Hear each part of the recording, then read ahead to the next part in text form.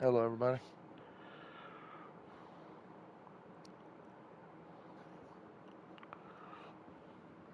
Give me a second. Set everything up, and then this is going to be a little bit of a different stream.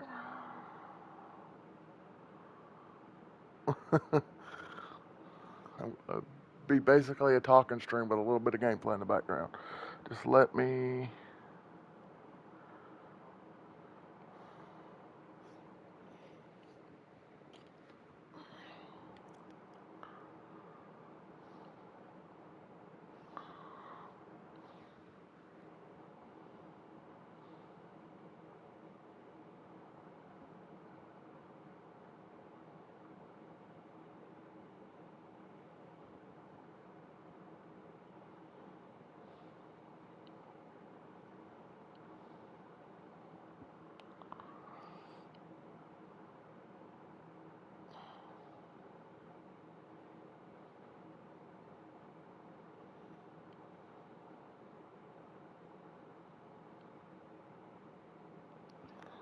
Do, do, do, do, do, do.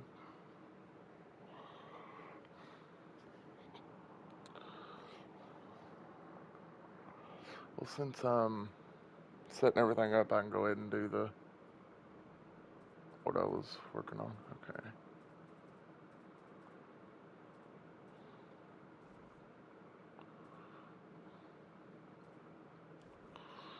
Just gonna have gameplay in the background while I set everything up, because I'm gonna be doing a lot of talking. This is just random things that random tournaments, so it'll be going in the background.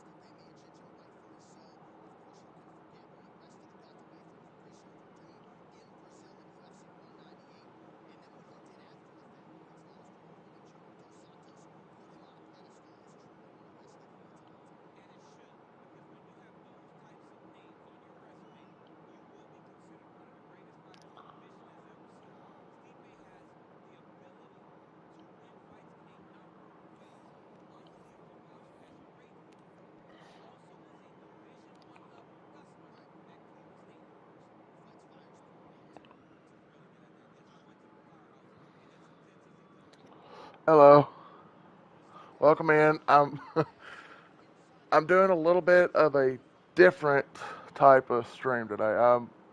Said, you know what, I want to review the games that I played last year, since I'm still somewhat new to streaming, and I needed a game to have in the background because like I'm streaming on console, so I had to have a game up, and I didn't want it to just be a main menu the whole time I'm talking for the next who knows how long. So, okay, give me 2 seconds, set everything up. I'm almost done, and then I'll start talking your ear off. I don't have a lit like Since I'm on console, I ain't gonna be able to like pop up a list. I'm doing good. I ain't gonna have be able to have like a list of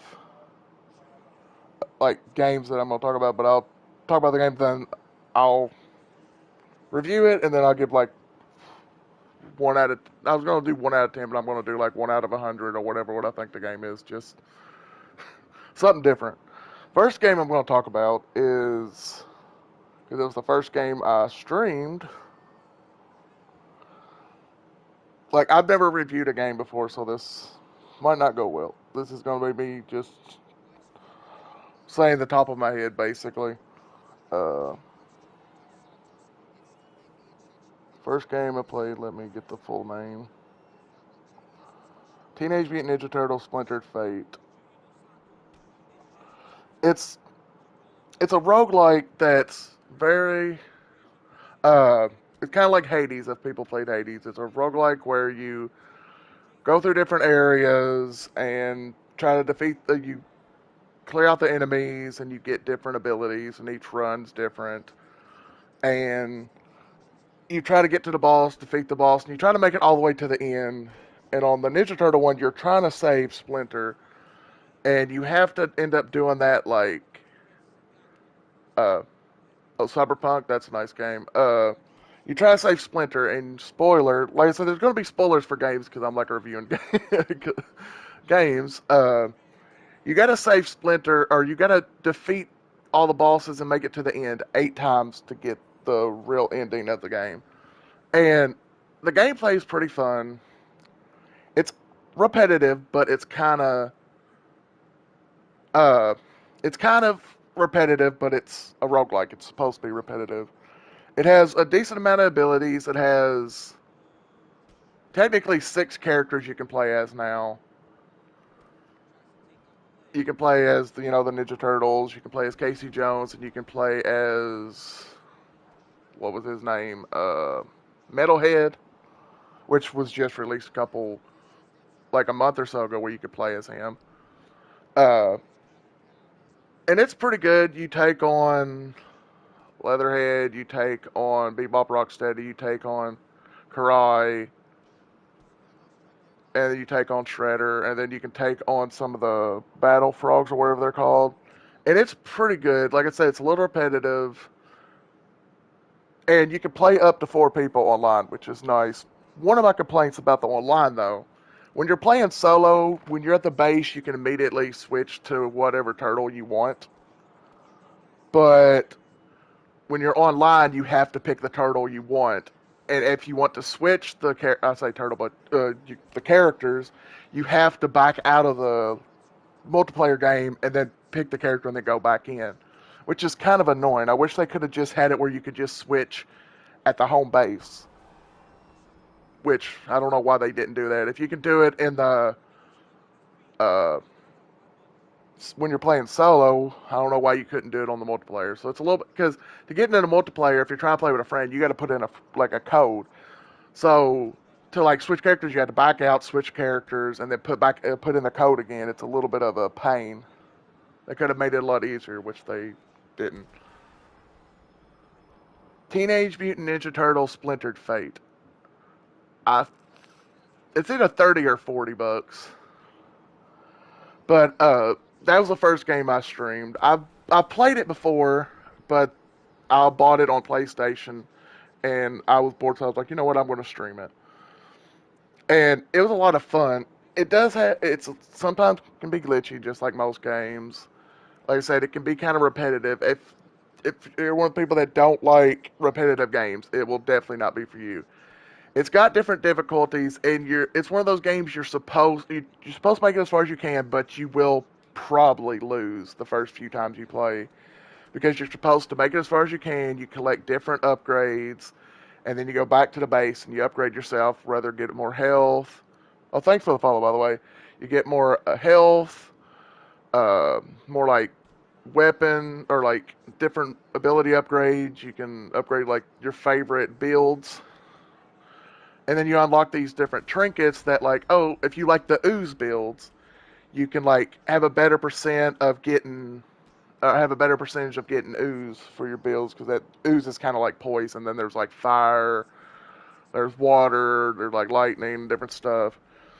And like I said, it's pretty good. I'd probably give it, let's see. Like I said, a little glitchy, can be repetitive.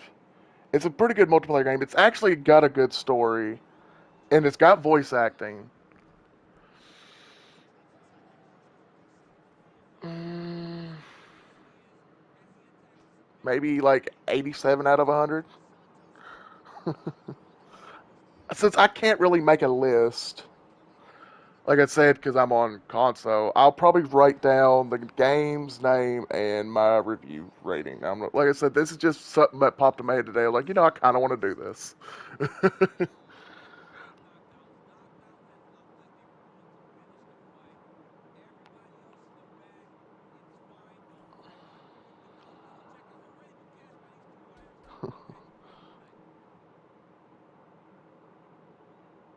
Yeah, I'd say about an 87.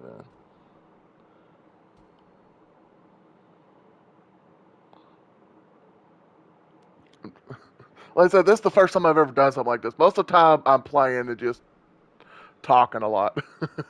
I just wanted to do something different. And plus, this is the new year. I've been streaming for a little over 6 months now, and I got a decent amount of games I can go through. Next game, let me see which one's the next one I want to talk about. I'm trying to go in somewhat order of the games I played.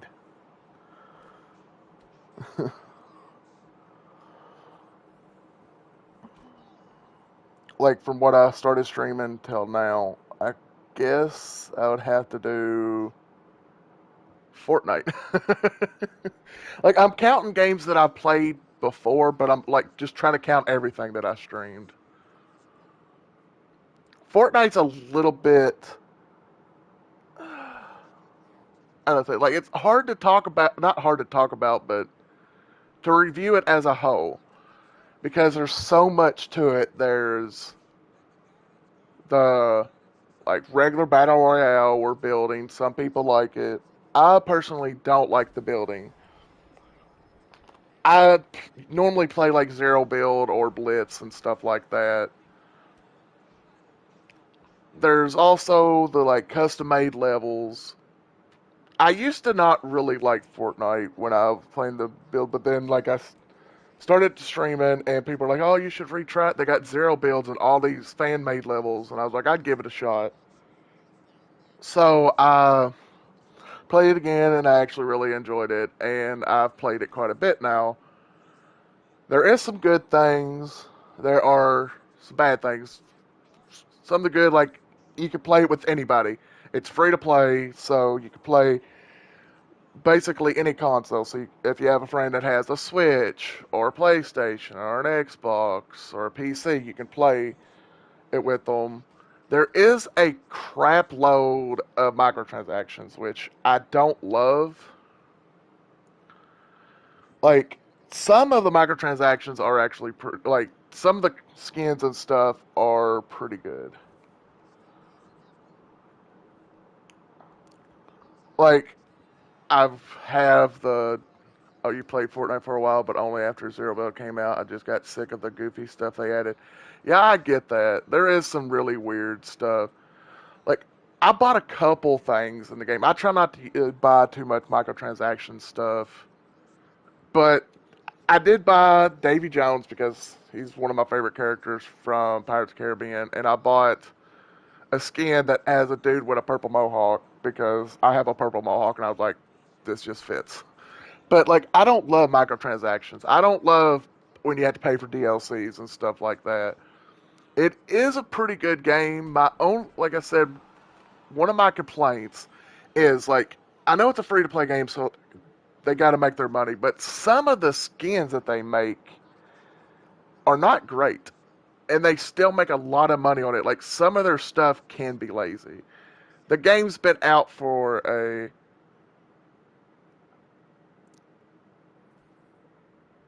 maybe later right now. I'm technically not even playing. I'm doing like a review thing and having UFC in the background. My kids played on my account, so they always finish the battle pass for me. So if I don't want to play, that's smart. but like, uh, it's still very glitch. Yeah, I'm playing on console, and stream it on console, and on that to stream you have to have something popped up. So I was like, you know what? There's AI versus AI. I'm just going to have that going on in the background while I'm talking about games. I never do reviews. This is the first time I've ever done a review thing. I just wanted to try doing it.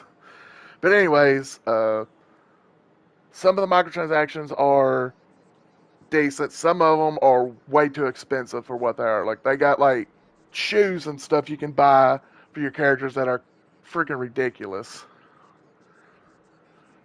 And on gameplay standpoint, it's a pretty good game, and it is nice that they constantly update the game because there's a lot of games that come out and is dead within a year, and it don't get updated. And Fortnite's been going strong for years now. I've not always liked, like I said, the building and stuff, and it's still glitchy at times. But when you play with friends and everything, it is like can be a pretty fun experience. It also can be a little bit of a pain in the ass and can piss you off really easy. It's pissed me off a few times where I've wanted to like just rage quit. But anyways, it's repetitive like every other game, but there's so much on it because people are constantly making new game modes.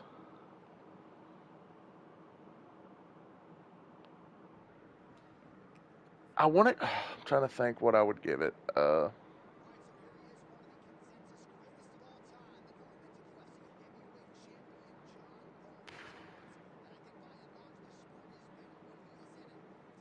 mean, it's. I still think I like the Ninja Turtle game over that one just because I really enjoy. But also enjoy playing. Maybe like a 78 seems a little low.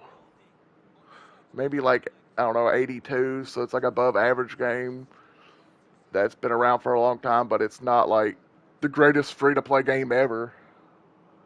I'd probably give Fortnite what like an 82.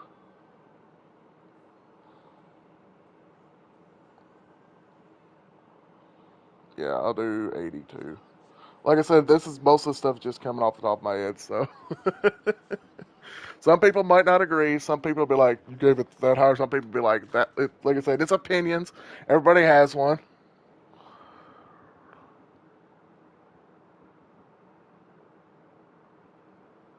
Will I ever do another review? Who knows? I just wanted to change it up because all my streams have just been me playing video games. I might as well talk about them.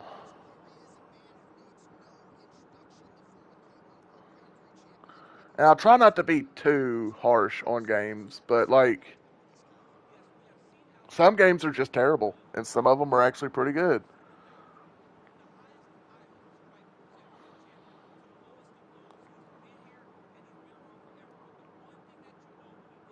Let's see. Next game I played was Marvel Spider-Man Remastered. All right. Now this game is only on PlayStation, which I get exclusives, but I kind of hate exclusives because I hate the fact that some people can't play a good game because they don't have the right console because each console is so damn expensive. Like $400 or $500 for this one, $400 or $500 for the PC. You spend over $1,000 to get a good PC, even up to like 2 grand. And the fact that, like, say somebody really wanted to play a certain game and it's only on one console, you got to pay that much for the console, then have to pay that much for the game. It's ridiculous. I hate it. But anyways, I'm a big Spider-Man fan, so some of my review might be a little because I'm a fan. But the first Insomniac Spider-Man game, compared to the newer ones, the gameplay might not. I mean, the story still holds up really well. The gameplay might not be as good as the newer one, but it's still, in my opinion, solid. Like, if somebody was to play it today, like, it's not that old of a game, but if somebody was to play the first one today and they like Spider-Man and they like the combat, that's that's pretty similar to the Arkham games. I don't think they would be disappointed. The combat's pretty fun. The missions can be somewhat repetitive, especially the like doing the backpack stuff. There's like a shitload of backpacks to find. There's like a certain set of different missions that you do over and over. They do have some variety, like at least like on the backpacks, every time you pick up one, there's like a different dialogue. But it can be super repetitive at times. Like if you want to 100% the game, you're going to be spending a lot of time doing the same thing over and over and over. Like the crimes, like there's like 5 or 6 different crimes in the game that you will repeat over and over in different areas.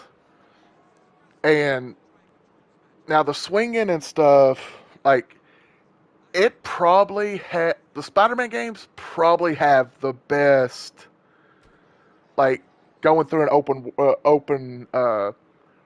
like open world game because like sometimes playing a game trying to get from point A to B can be boring. Like I love Red Dead Redemption too, but sometimes trying to get from point A to B if you don't fast travel can take forever and it can be slow. With Spider-Man, it's not really that way because being able to swing and do tricks and do some cool stuff, it's enjoyable to get around the map. In the newer ones, it gets better, but I think like I said, I think it's a solid game. Like I said, it can't. It's super repetitive. The story is good enough. The boss fights are all right. Like the boss fights aren't the best part of the game. The suits are pretty nice. So like the stealth kind of, especially in the first game, the stealth kind of not that great. Like I'd say Batman Arkham already has a better stealth than the first Spider-Man game. But most people don't play Spider-Man for being stealthy 24/7. They like to just use cool abilities, and he does got a decent amount of abilities. Now the some of my complaints is especially in the first game, the MJ missions are terrible. Like as soon as you get in one, you just cannot wait for it to be over so you can get on to the actual fun parts, which is playing Spider-Man. Now, I understand wanted to give her a story. Like, she is a good character. I like her character. I like the voice acting and all that. Like, she's a good character, but in the first game, the MJ sections were not made very well. They do get better in the later games. Like, I actually enjoy the MJ sections in the last game. Like, especially like the last mission, it went from freaking Spider-Man to almost like Dead Space when he was taking on the symbiote threat with like a freaking gun. It was actually interesting. But the stealth parks, like, it's just a generic, like, almost feels generic, like, stealth thing, like, gotta walk slow, don't get caught, oh, interact with this to distract them. Like once you do the first one, you don't want to do the rest, but you kind of have to. I say the MJ, and it's also still a little glitchy at times. Like when I played it last, I ran into a couple glitches where I'd be fighting people, and some people would spawn inside walls and stuff, and then you couldn't kill them. Like I've failed a couple stopping crimes because I couldn't finish the missions because some people literally would just spawn in walls and you couldn't do nothing, so you'd have to restart the mission. And when you restart a mission for a crime, the crime just goes away, so you can't redo that crime. So then you got to wait for the same crime to re-pop up.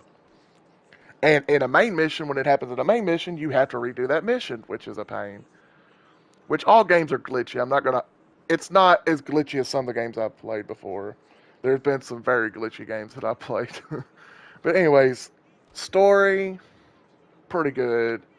Gameplay a lot of fun. A little bit repetitive.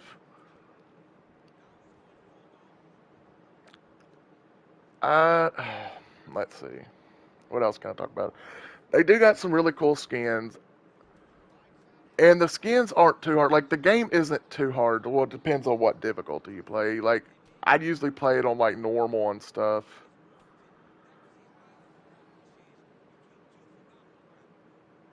Does it got replayability? For some people, yes. Like for me, as someone who loves the Spider-Man games, I'd say yeah. For a casual fan that just wants to play to get the story through and everything, I don't know if it's that repetitive or that like replayable. Which I replayed them because I wanted to stream all of them. I don't know if it's that much replayable. Maybe once or twice. Unless you're a big Spider-Man fan, then I could see you playing it multiple times.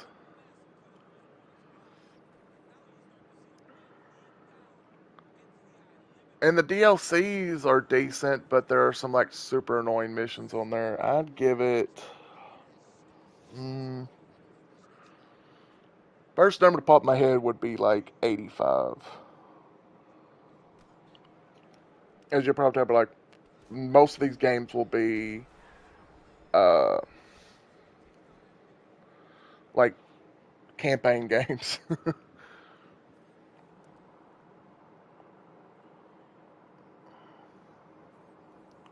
Actually, let me do something real quick,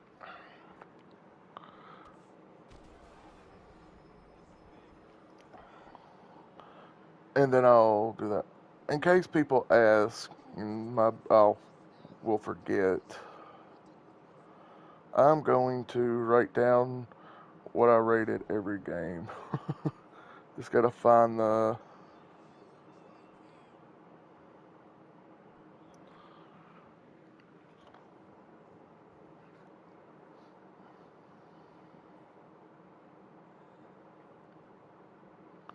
Don't mind me. Just give me 2 seconds.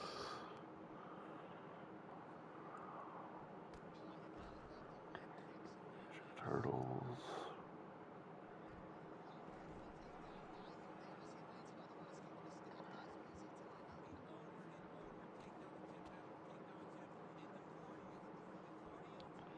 '87. I'm just writing them down just so I don't forget. I put them in chat, but it'd be kind of hard to look at all of them.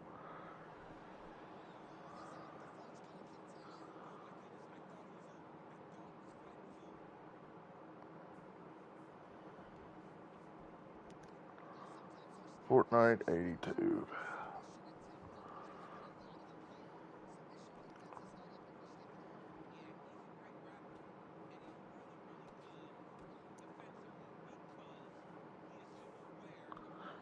82 and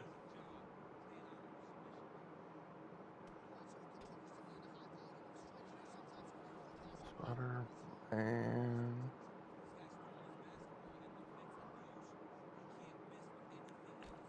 yeah, I'd give the Spider-Man about an 85, just because there's like the repetitive pulls it down a little bit, and the MJ missions aren't that great. Like I said, she's a great character, and they get better later on. It's just their first iteration of uh, putting her in the game and having her do stealth was not that great. And the reason I'm doing like out of 100 because I thought there'd be so many. A lot of these games will probably be 8 or 7s or 9s, but with me doing like this, you could at least be like, oh yeah, it's this. You think this one's slightly better, instead of every single one of the games that I'm talking about being an 8.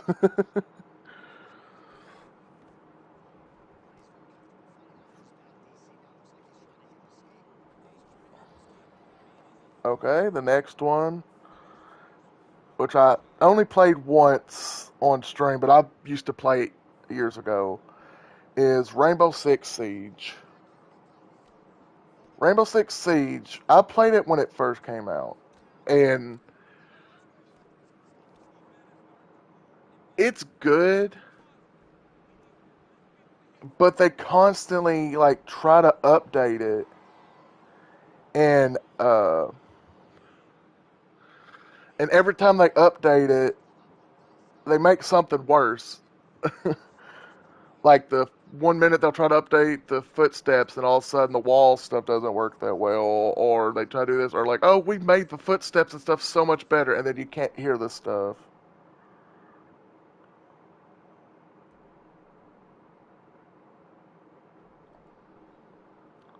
Like, it's one of those games that you would think would be getting better with age, but it's not really. Like, they release new characters and everything.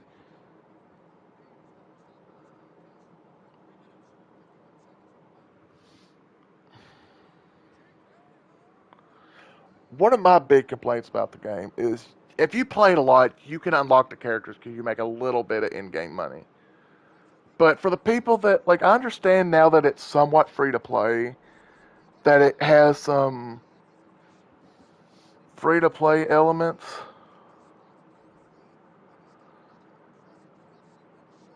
like where you have to, like, buy the characters and everything. But when you bought the game, you should be able to get all the characters. You shouldn't have to pay more money to buy the characters. I understand, like, some of the newer characters that they spent money on and made that you had to pay more because it's new content. But the fact that, like, when the game first came out, you pay $70 for the game, and then you still have to pay, it's like 20 for this, 20 for that, for this character in the game is kind of bullshit, in my opinion. Like, the microtransactions really hurt the game. Like I was talking about microtransactions in Fortnite kind of sucks, but they're just skins. The microtransactions in Rainbow Six Siege are skins and they're characters that have different abilities, different guns, and all that. To the point like where if they come out with a new character and it's a little bit OP, the ability is strong. Somebody could buy spend $20 to get that character, and then they have an advantage against somebody that doesn't buy the stuff. I hate when they do that. Like I said, I understand buying skins and stuff. I really do, and maybe had to pay more for characters that came, but just kind of how much time you would need to spend to be able to afford all the characters is ridiculous. And then the fact that like buying a new character or even the older characters could take like $20, like 12, $15 just for one character is ridiculous. I think that all at least the for at least the characters that came when the game started should all be like free for people to play, as not having to freaking grind your ass off or spend money just to get the characters that was in the game when you paid for it. Like being put behind a paywall, I don't think is great. Now, like the gameplay is fun. Like I said, they constantly update it and they change it. Now they've actually added some new modes. For a while, it was basically the same mode over and over, where there would be three different things. It would be plant the bomb, defuse the bomb, the hostage, and stuff like that.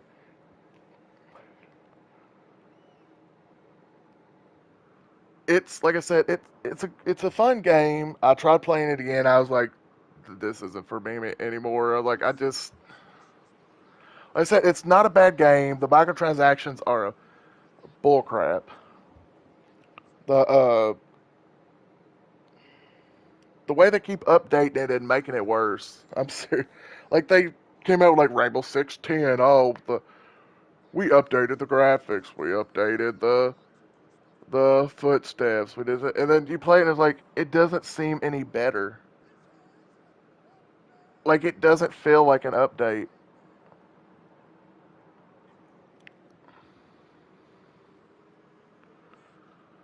I'd probably give Rainbow Six Siege. I'm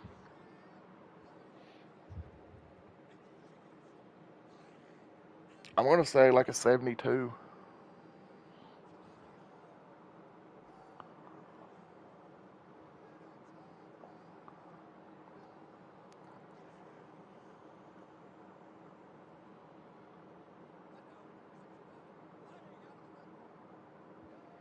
let's see. Give me 1 second.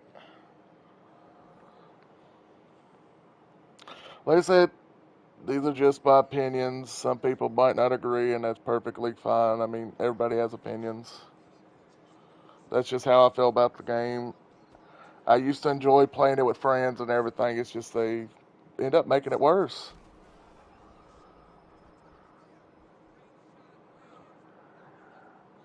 1 second.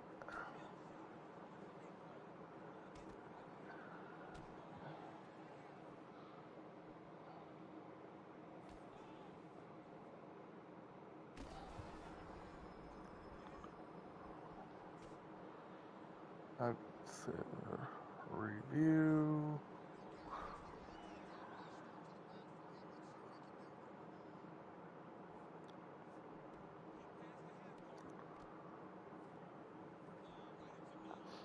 Now I'll type the thing I was doing before.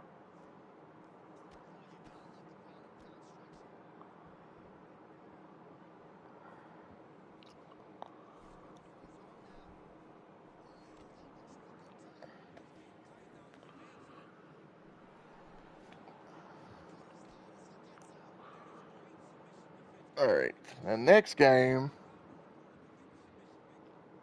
is Marvel Rivals. I played it I didn't play it a ton, and I've seen a little bit of it.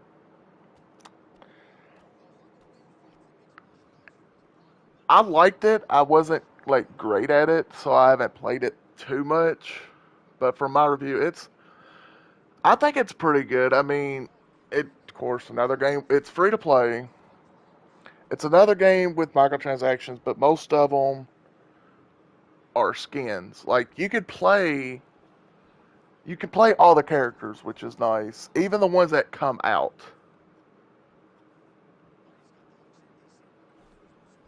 And the gameplay is pretty solid. They have a decent amount of maps. They do release new maps. Like they're constantly updating it. And the roster is pretty big, and it keeps getting bigger. Uh, let's see. Like this one might somewhat be a short review, a little bit of it, just because I haven't played it a ton. But the people who do, they really seem to enjoy it, and I see why people enjoy it. Like there's rank, there's just regular mode, or you can play with friends. Like some of the characters constantly getting updated, and some of them get buffed and debuffed, and some people get mad because like their favorite characters aren't as strong. But that's just how those games go. Like every update, somebody's gonna be mad because somebody's characters has gotten worse, and then some characters have gotten too strong.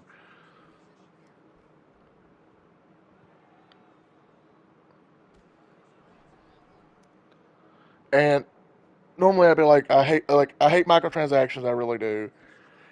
I understand them a little bit in free to play games because that's kind of how they got to make their money. It's like with Marvels, that is different from Rainbow Six Siege. Siege, you have to buy the characters to even be able to play as them. On Marvels, you get the characters, you just got to buy the skins and maybe cool emotes, which is optional.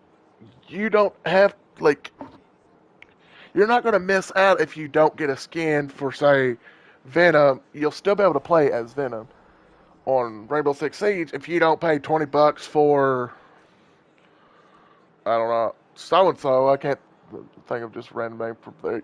You're missing out on being able to play as him unless you spend money after you already paid for the game. Some people paid for the game when it first came out, and some people are probably still trying to unlock some of the characters and stuff. But with Mark, like I said, I do hate microtransactions, but I get that's where they got to make their money, and then be able to spend that money to make the game better and get new characters into the game and stuff. So I'm not gonna hold it like lower it too much because of the microtransactions.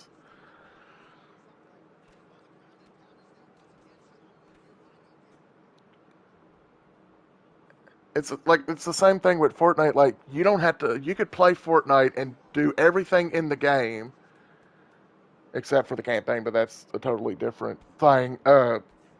Free. Like you don't have to spend a dime, and you can have just as much fun as somebody who spent like $300 in the game.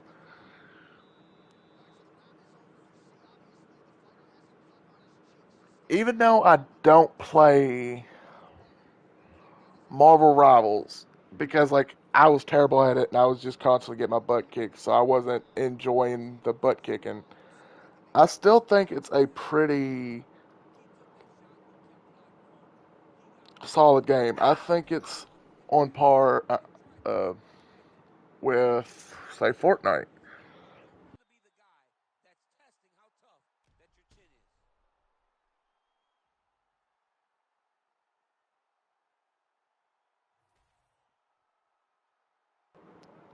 So let's see.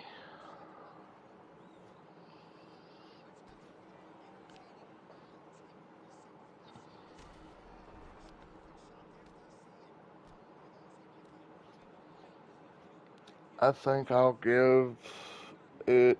I'm gonna say 83.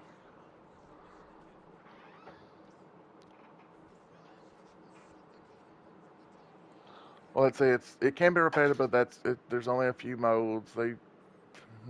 Yeah, I'd say 83.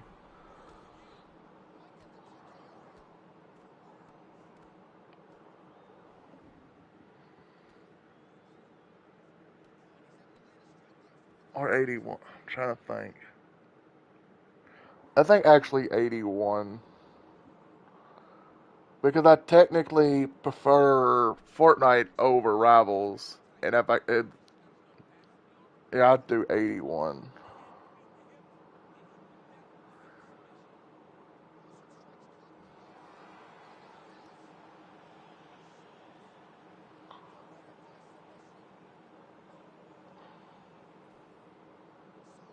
Because I gave Fortnite 82, and I slightly, like I said, I prefer just because I've had more fun with it.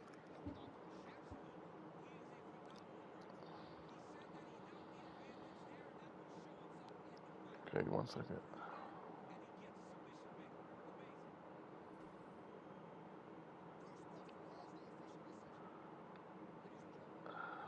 81. Okay. Like I said, I know this is a weird stream. I'm just talking a lot, but okay. What? Let's see. The next game.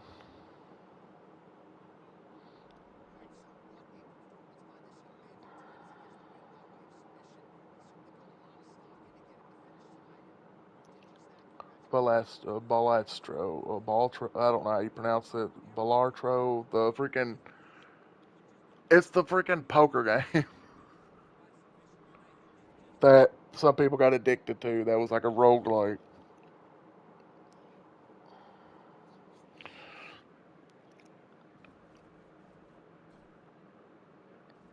Let's see. It's a card game. It's like a $20 game. It's like a poker game where you try to go. You know how like roguelikes are. You try to go through these areas, but with that you go through these. You take on these. You try to get these certain amount of points. You start with like you got to get 300 points with the like say a pair of twos or whatever, and it's random because it's poker. You never know what you're actually going to get, and you get these random cards that give you like a stat bonus or whatever. And each time you play it, it's a little bit different because it depends on what deck you want to start with. Do you want to start with an extra card, or you can discard more? And there's these jokers that really change up the game. Depends on what jokers. It could be like double your score if it contains a pair and different stuff. And then you could get these different ones that can make, say, a three of a kind could be end up being higher than a full house and different stuff like that. There's a lot of like randomness to it. because like I said, it's a roguelike. It's all every time you play it, it'll be a different. It's pretty fun. There's not a lot like there's not a lot. There's a lot to it, but not a lot to it. Like to try to beat the game, there's like once you beat the game like a couple times, you unlock like challenge mode, which and then you can unlock different sets. And there's what's cool too is there's not really microtransactions in the game. They give you free stuff like card skins and everything, and it's one of those games that can be addicting where you want to play one hand and all of a sudden you like it so much so you end up playing it for 3 or 4 hours. And some people get really good at it, and some people have bad luck like I do. I've only beaten it a couple times. I've played it a decent amount,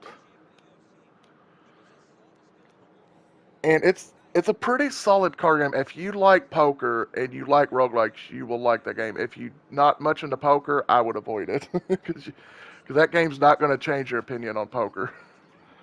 Um, it's not super expensive. Like I say, it's a $20 game. The reason I'm bringing up price because like some games are 70, $80, and you get a low. But this game, you get a decent amount for the price. Actually, it might be 15 now that I think about it. It's either 15 or $20, and it is super repetitive. Like every game is repetitive. Um, some people got addicted to it, and it's got a good replay loop because you want to keep doing it till you win, and then like, oh, if I win a few more times, then I can do these unlock like the challenges. Oh, if I keep leveling up, I'll unlock this new deck that will give me 3 plus gold.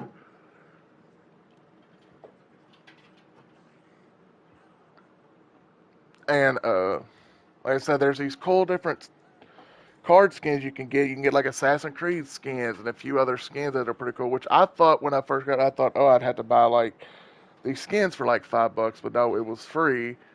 So it has no microtransactions. It's for the price is pretty good. Like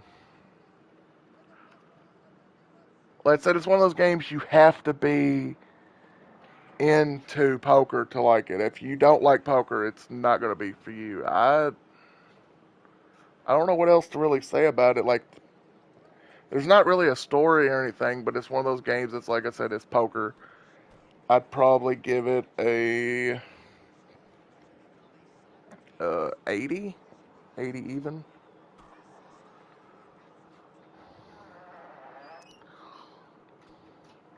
ATRO.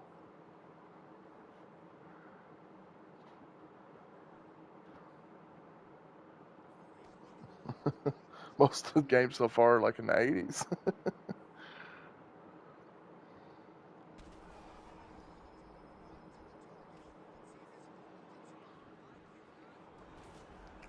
Like I said, definitely a different type of stream than I'm used to doing. I ain't even paying attention to the game, if I'm being honest. I'm just talking.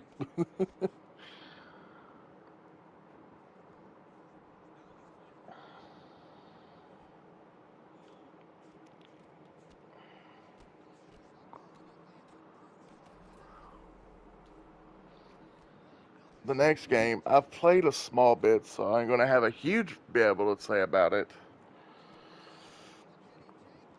It's called Fragpunk. It's a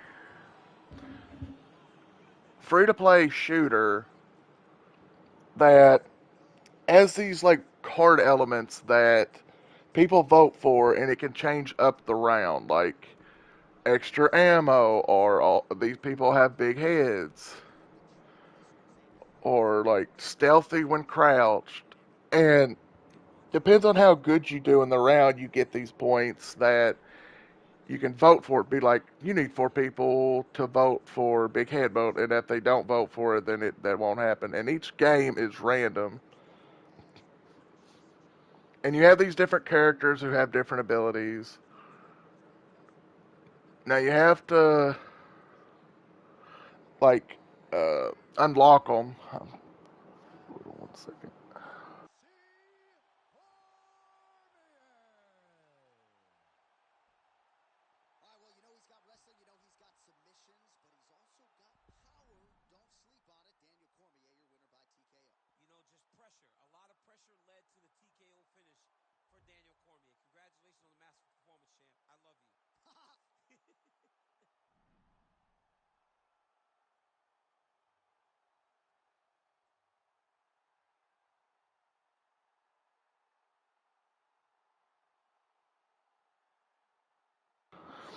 Sorry about that. Okay.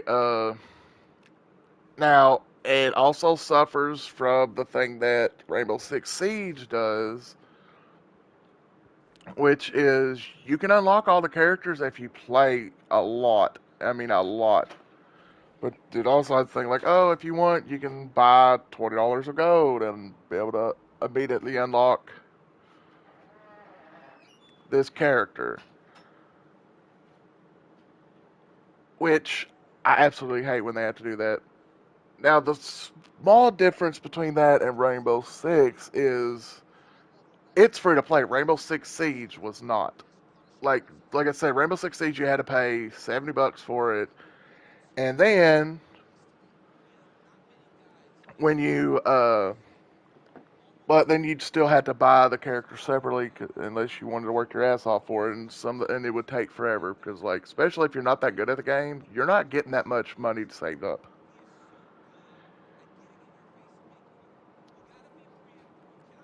I played like I said, I played a small bit of Fragpunk. It's like the gameplay they got like almost like search and destroy from Call of Duty, and then they got different modes and they do slightly update it, but the game right now honestly is slightly dead, and sometimes it's hard to find people to play. Like I liked the game, I didn't love the game. Like I didn't like it as much as I thought I would. Like it's not a bad game. It's fun for a little. It's not one of those games that I could spend my weekend on. It'd be one of those games like I'd play a couple hours and like I think I'm good. It's like I said, it's free to play, so like anybody could play it, and if they don't like it, it's fine. It's not like they spent money on it and then hated it. It's like I like the card thing. That could have been really cool. That could have been made it stand out. But like it didn't get much love, and it could have been better than it was, and it just wasn't amazing. Sorry, we got I'd give it like a 70. Actually, a 69.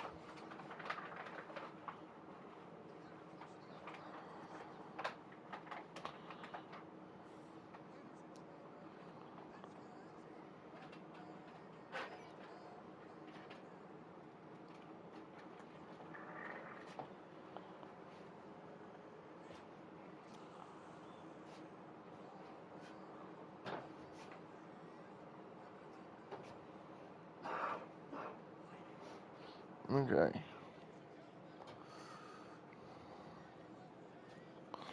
Next game was Spider-Man. Uh, Miles Morales. Now, the gameplay is the same but different. Actually, it's a lot different now that I think about it. It's the same Spider-Man formula. You do the missions, you stop the crime, but he's also got different abilities. He can go invisible, which makes the stealth a lot better. He has venom powers, which is kind of like electricity. And thank you for the follow. And it's shorter. The story is pretty good. I think still prefer the first game's story over Miles Morales. I still think it's a good game.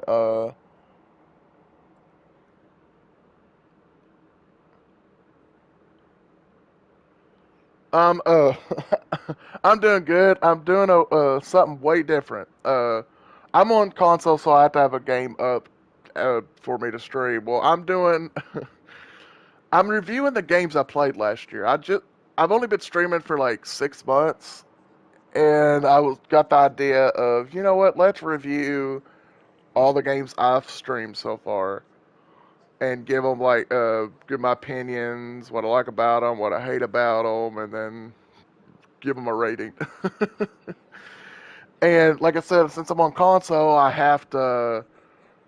Like I said, I've never done this before. I have to like keep a game up or whatever. So what I'm doing, I just have like I'm on the UFC game, and I'm just having the AIs fight each other while I'm talking.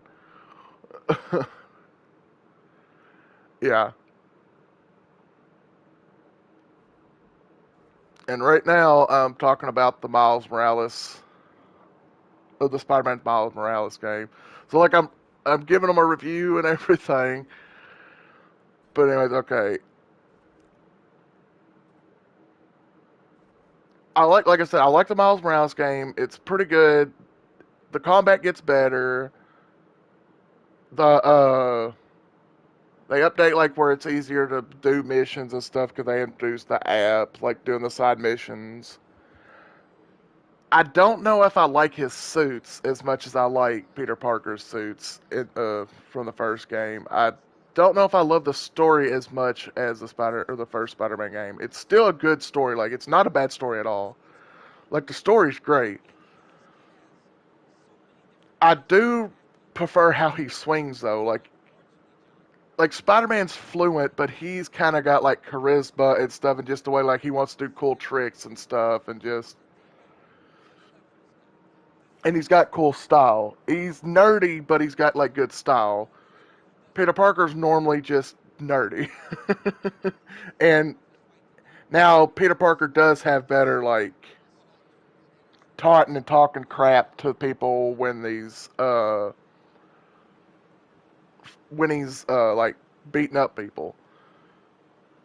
Now I will say I do like Miles Morales' abilities over like Peter Parker some of his gadgets, but the gadgets of Miles Morales I don't like as much as I like Peter Parker's gadgets. And I do wish the Miles Morales game was a little bit longer. And I did love the adaptive triggers, the faster load times, some of the missions. And I do, like I said, I think it's a really good game.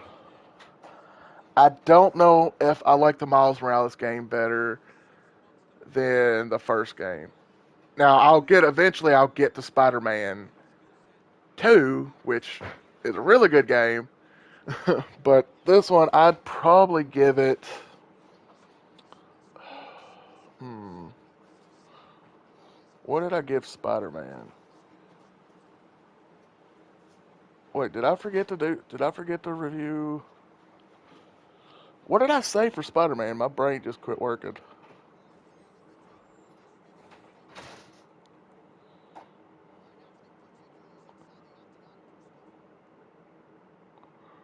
Marvel Rivals. I forgot to say what I forgot to say what I was doing for the Marvel Spider-Man. My brain is apparently broken.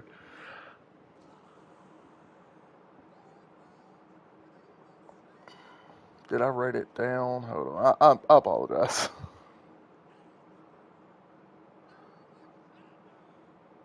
Oh, I gave it a 85 because I that's right. I gave it an 85 because I lowered it a little bit because it can be repetitive with there's missions, but when you do the missions, there's like six. You got to do it like 60 times. Like the first game, like to unlock the map, you have to do the radar things, and you have to do that like 20 times. And then the backpacks, you have to do like there's like 50 backpacks. And this one also suffers from repetitiveness. I think I'm going to give it an 84.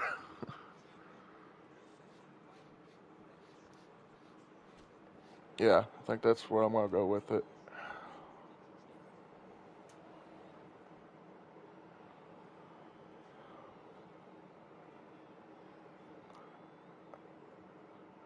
84. Like I type it in the chat and then I also write it down so I don't forget. Like I forgot to put it in the chat a while ago and then I wrote it down on the here. So 1 second.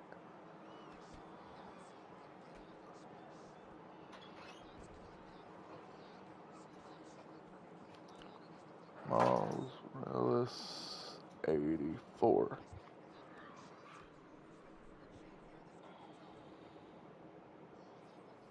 Okay, what's the next? Kilborg is a okay. This game's a little weird to explain.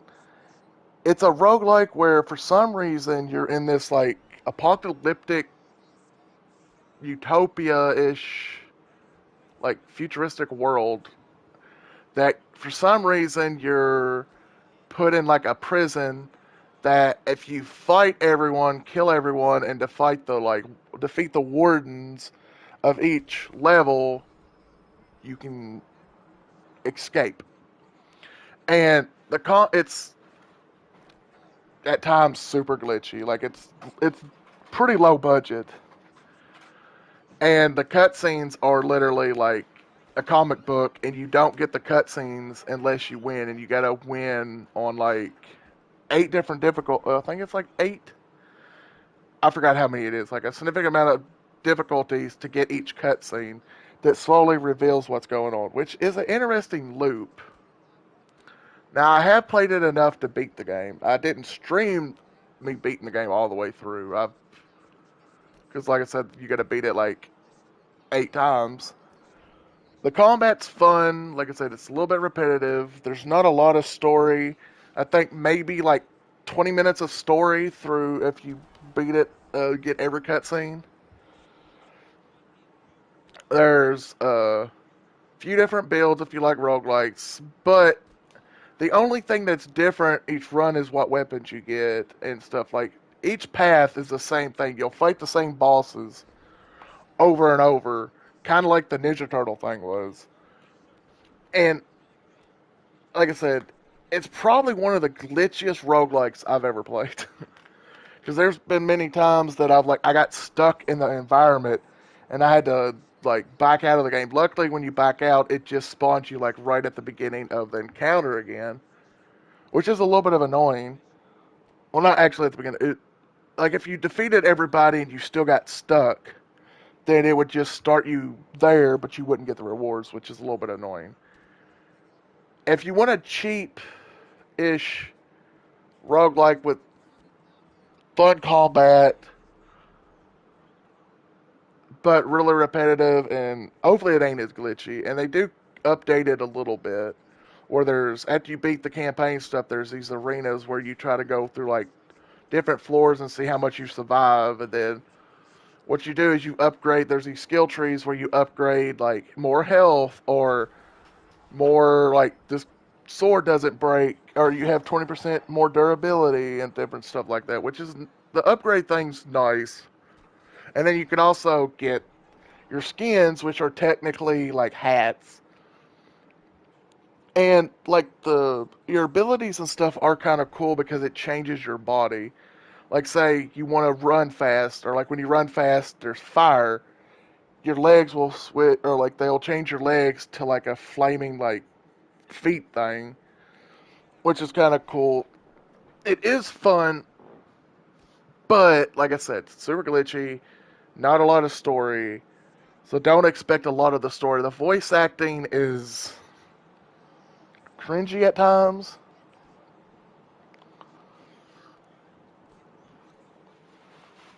Uh, I still think I'm trying to think what I would give it.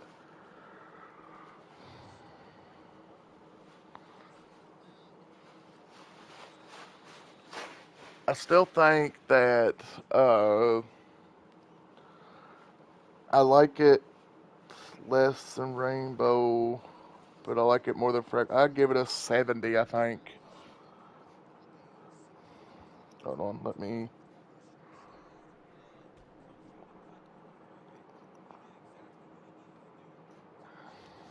Skyboard, Most of the messages in my chat today is just going to be me.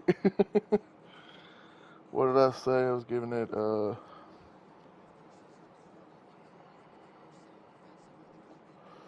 yeah, I give it I say 70.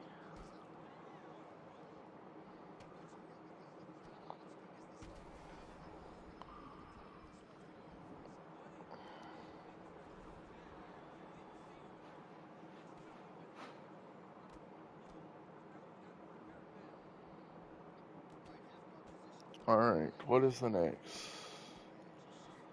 Detroit Become Human.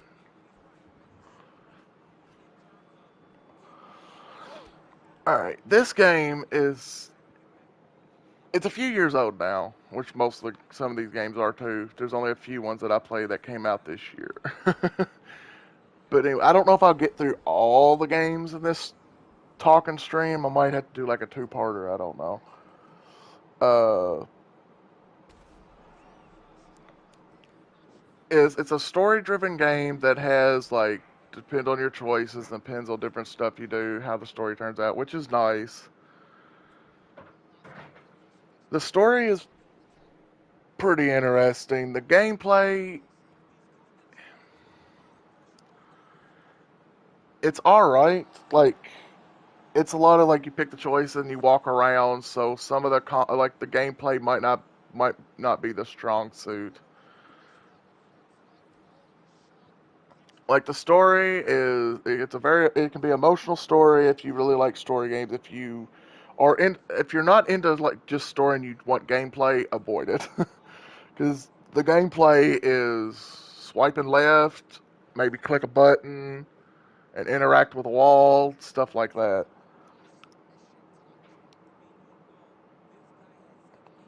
Now there ain't no like microtransaction. It's just a story. The story isn't too long. I think it took me 2 or 3 streams, so I think it's like a 9-hour game. I mean, I'd say it's worth playing through once if you like a good story. Uh, like I said, the gameplay is probably the weakest element of the game. Also, they could have made it slightly easier to get through all the paths. They kind of give you like a branching thing that's a little bit annoying to get, like try to get through every scenario. And if you screw up on a quick time event, you could totally screw up your playthrough because you didn't press a button right. Which can be a little bit annoying, but it's also cool to see too.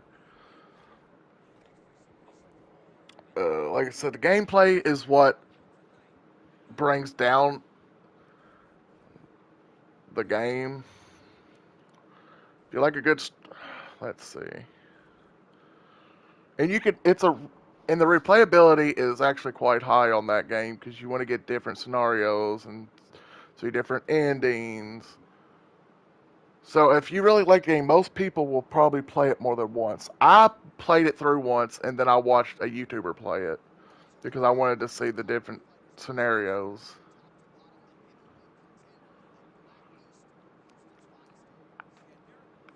I'd probably give it a.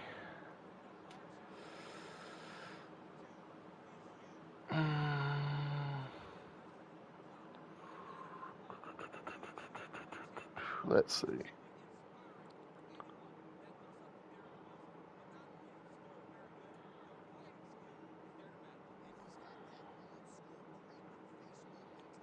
Hmm. Trying to think. My first thought was 82. I think that's what I'm going to go with.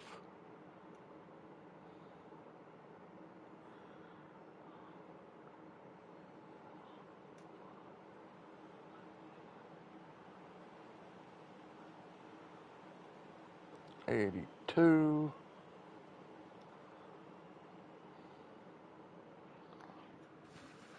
Like, I like it, but it's definitely not as good as the Spider Man games with just the story itself. Like, if the gameplay was like Spider Man, it'd probably be higher than Spider Man. But with just this, like, slow walking around and the. like I said, the gameplay is the weaker element of it. The story is the best part of the game. Let's see.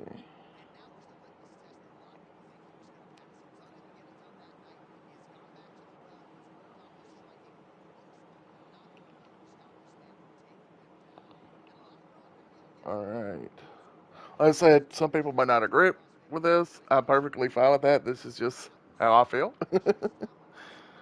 Okay. Mortal Kombat 1. All right. Now, I've loved the Mortal Kombat games since I was little. I played them when I was probably way too young to play them. Now, with Mortal Kombat 1, let's see. The story is good, but it's not my favorite Mortal Kombat story. I think compared to, say, Mortal Kombat 9 and 11, 10 is probably my least favorite story, but it felt a little slightly tamed. Now I gotta review the story and the gameplay and like all of it because there's a lot to it. Story, I'd give it like just say out of 10, I'd give it like a 7 or an 8. Gameplay, I want to. The gameplay is probably the smoothest it's ever been. With the way like the cameo thing, it's got a solid roster. I do miss some of the older characters, and I do miss some of like even some of the newer characters from Mortal Kombat 10. Uh, let's see, like the gameplay's fun. Of course, it's got microtransactions, but it's for skins, and if you want to be able to do fatalities, easy. There's where you can buy the DLC characters, which, like I said, I hate microtransactions. I especially when it comes to a game you paid full price for. Actually, you paid more than full price because you had to buy the game and then you had to basically buy it again with they come out with a second story that goes with the first story because they didn't finish it. No, you know what I mean? You know how they do. So you had to pay an extra 50 for a couple characters and another story, which I do think the second story is a little bit better than the first story. But I hate how much you had to pay for the damn game. Like to get all the skins, all the characters, both stories, you had to pay over $100 for everything, which is bullshit. Like I said, the combat's good. The DLC characters were kind of cool to see Peacemaker and Ghostface and Homelander and all those. I mean, it was cool to see. I don't think this is my favorite Mortal Kombat. I think my favorite Mortal Kombat game might be 9, but I did not play 9 this year. Or not this year, but I did not stream 9.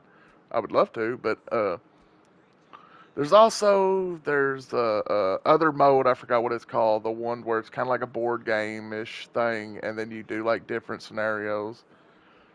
It's okay, but also very repetitive, and some of the stuff is kind of annoying. It's nice to have a little bit of a story. Now the cutscenes and stuff in the games are always top tier. The fatalities are always great. I miss the crypt. Like I loved getting enough, like playing enough of the game, and then be like, oh, I got a lot of money. Time for me to go in a crypt and explore and see some cool crap. That's not in this game anymore. There's also not AI versus AI anymore, which kind of sucks. There were times that I'd get bored that I'm like, I just want to see who would win in a fight or this round or whatever. So I'd have like AIs versing each other, kind of like what I'm doing right now, and you can't do that in the new one.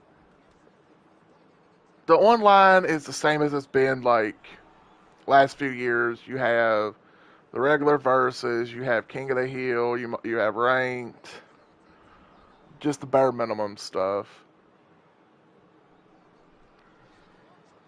Uh, I miss there was this mode, I can't think the name of it, where there was like randomness. You would pick how much stuff would happen and it would spin a wheel. Oh, test your luck, that's what it was called. Uh you'd you'd fight somebody and there were these random they would randomly generate some stuff. It'd be like, oh, controls reversed, or you slowly lose health, or your specials fill up, or there'll be acid falling from the sky, different just random ass stuff. And it was cool. It would make every single round and fight completely different. And that used to be my favorite thing to play in Mortal Kombat 9. And like it feels like it's missing some some modes and stuff that it could have had in there. And like I said, the microtransactions are pretty heavy if you want to be able to do fatalities and get cool skins, which the cool skins are like optional. But if you want to get all the cool characters, you have to pay more, which I absolutely hate. I know they got to make their money, but when you pay when you have to pay $100 for technically more than $100, you have to pay 120 because the regular game was $70. The DLC story that came out was $50, so you have to pay $120. That's not counting all the DLC characters and all the skins and different stuff like that, which is bullcrap.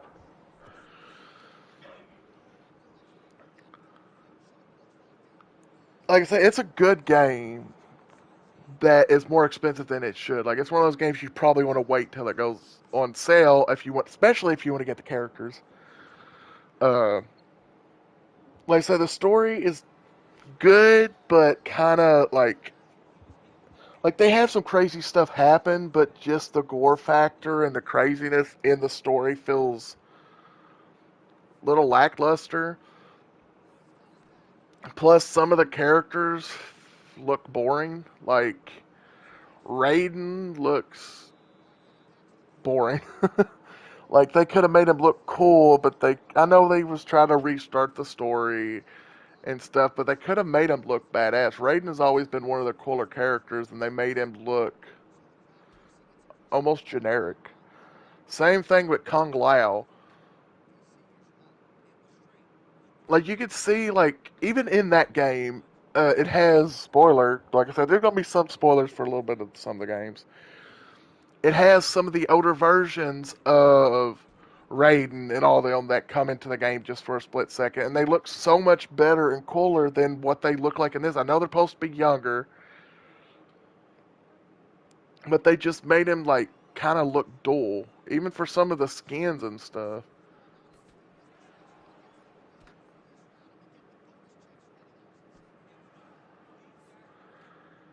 So I think I'd give it my review for Mortal Kombat would be probably a 75.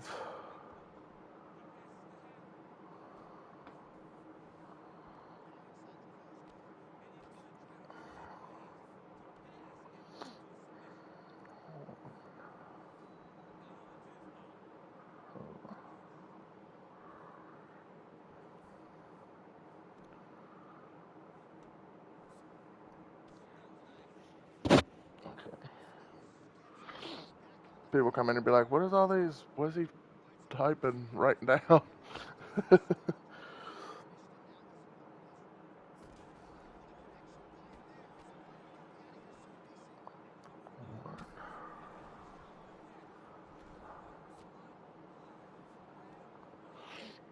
All right,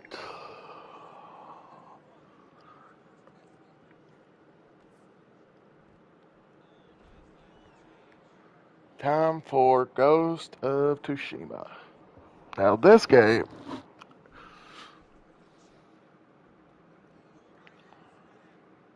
let's see. The story is pretty interesting. It's a very pretty game. Now uh, it can be very repetitive, and sometimes the open world can be a little like one minute you're fighting a lot of bad guys, next minute it can be kind of empty at times. Now, especially the open world stuff, it suffers from, like I said, the like Spider-Man thing, where you do like six different things over and over and over in the open world. You can go through, go to shrines, which is basically you got to climb around a thing, figure out. At least they're different each time. There's the fox thing that you follow the fox around. There's the hot springs that you sit in and you talk. There's the uh, haikus. I think it was haiku. I think that's what it's called. And a few other. It's fun, but like I said, it can be very repetitive. The story I enjoy. The combat's pretty fun. It's got a decent amount of like different ways to fight. Like depends on the character. It's got a different bows to shoot with. It's got different stuff. One of my complaints is the fact that you don't get horse armor till spoiler till you play the DLC, and it's in the armor you can like charge and attack people and hurt and kill people just by running into them with the horse, which is cool. That you don't get to do in the main game unless you decide to play the DLC first. Oh, I think that it randomly picked the character I made when I played it earlier. That's funny. I just randomly picked people for the game that I'm in the background while I'm talking. Like I just picked a random tournament and put random people in it. Like I had the whole thing random. Anyways, it's a very pretty game. Probably one of the prettiest games out there.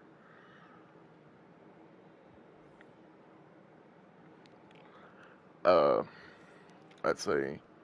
The navigation's somewhat fun. Can be a little bit annoying at times. The stealth, I would say, is better than, say, the Spider-Man, except for maybe the Miles Morales stuff. That stuff. Well, actually, no. I think I prefer it over the Miles Morales stealth stuff, just because you can stick up in the grass, you can throw something to distract them. It's like way better than trying to do stealth as Mary Jane and Spider-Man. 'Cause that shit's annoying to do. But for the most part, you don't even have to do stealth. There's a couple missions you have to do stealth, but it depends on how you want to play. If you want to stealthily take out most of the people, if you want to call them out to a duel, the duels in the game are also a lot of fun. Uh, you can if you want to do a duel and then take out everybody, run away, come back. You can like the way you want to fight, you can fight. There's different armors that change like how you fight. There's you can upgrade the bows. You can upgrade a lot of stuff. You can upgrade your sword and everything. And in that one, you have like four different sword stances. You also have kunai, smoke bombs. You have so much that you can do.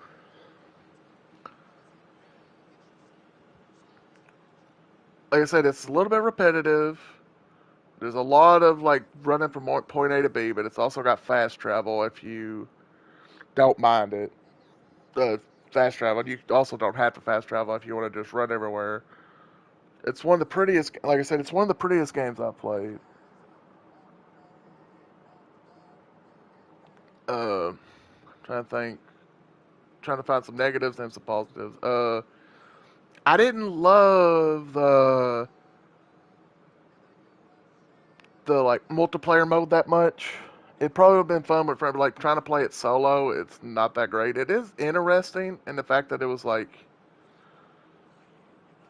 I can't remember if you could play it free or not, but the navigation's pretty. It's probably one of my favorite games if I'm being honest. But like I said, it does have some negativity to it. Like there is some bad stuff. Well, that would look glitchy. So, I'd give it. Hmm,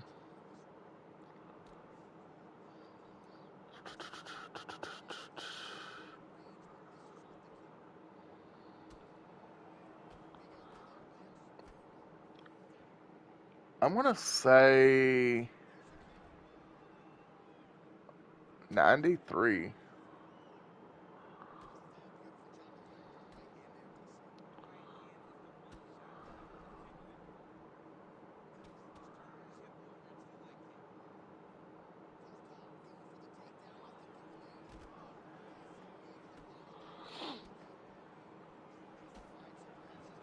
Now let me write that down.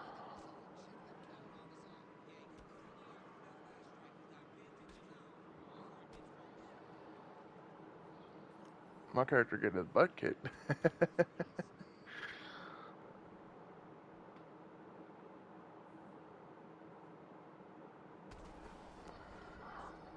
Three. All right. What's the next one for me?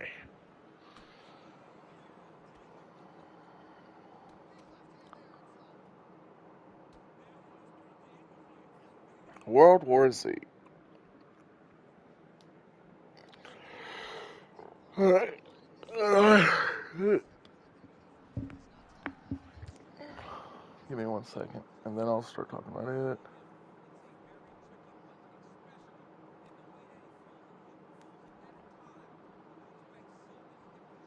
1 second. Sorry.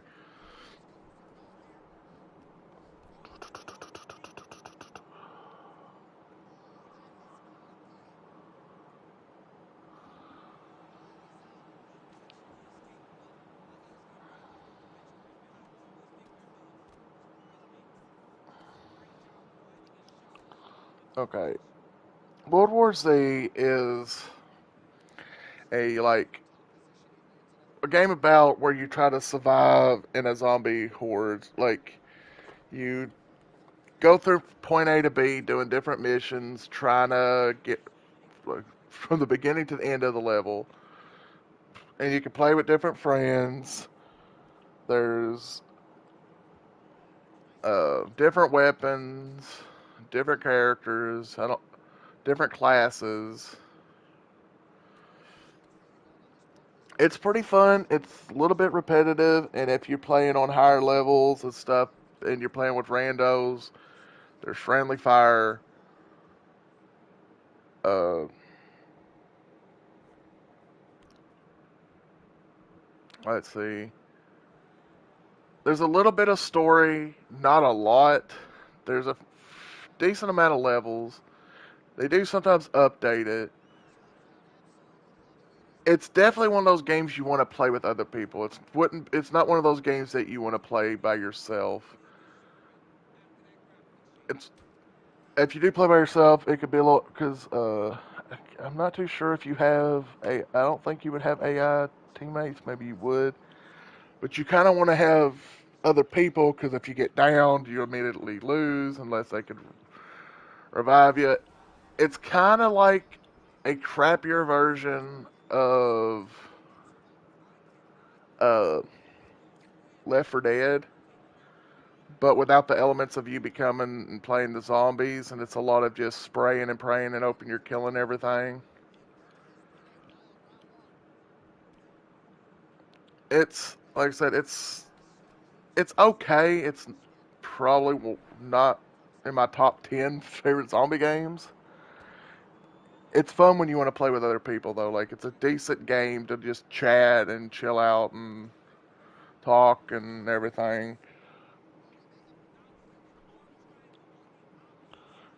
Uh, it's a little glitchy at times.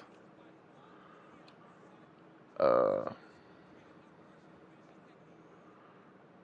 they got a decent amount of characters. They have was it like 6 different classes, something like that, and they'd be like, "Oh, this one has more health or healing and different stuff like that." You can have like a little bit of like a drone shoot stuff.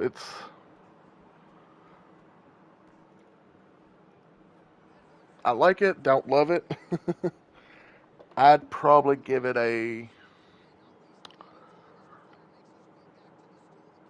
mm,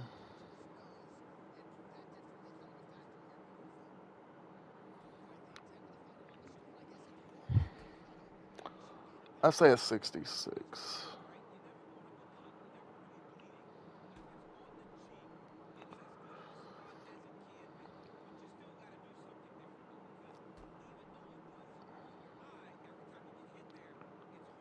Yeah, I'd give it a 66.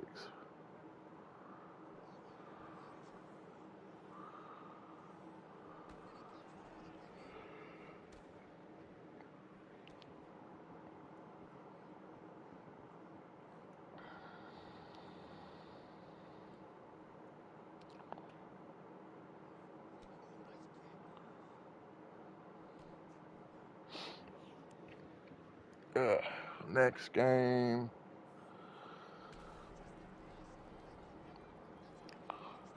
Hades. All right, Hades is a roguelike, like what is it? Basically like the Ninja Turtle game, but if you don't know Hades, it's a roguelike where you play as Hades' son. Uh, why can I? My brain just totally Zagreus. That's his name. I couldn't think for a second.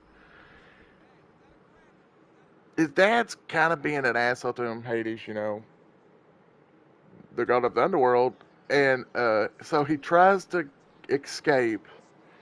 And you go through like you fight different bosses, you go through different arenas, you go to different stuff to try to escape, and then when you escape, you figure out there's more going on, so you have to keep escaping because stuff happens. I don't say too much to spoil people, but there's roguelike elements because like every time you play it, it's different because you get different builds every time because there's these different you clear an area and then there'd be these doors, and depends on what door you go in, depends on like what elements because your relatives are the different gods, and depends, and they each have their own like buffs.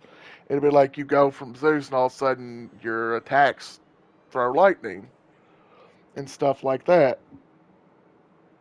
And so each time you play it, it's different. There's also different weapons that you unlock and get, so you can each run could be different. There's like at least 6 guns, I think, or not guns, but weapons, and you can upgrade them. Then you also can upgrade yourself, get where you can revive more when you when you die. There's and if the game gets too easy for you, you can upgrade it where it'll like give you debuffs and more enemies will spawn and they do more damage. You have less time to go through the rooms and different stuff like that. Uh, the music's pretty good. It is repetitive, just like every roguelike in existence.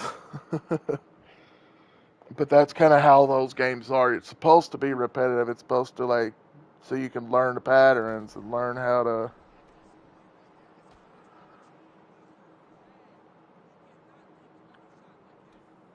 like learn the patterns, learn how to defeat the bosses and different stuff like that. And then like you can make it harder. There's also a thing where it's called I think God mode thing. It's where if you're struggling, you turn it on and every time you die it goes up by 2% of less damage you take. And that helps where it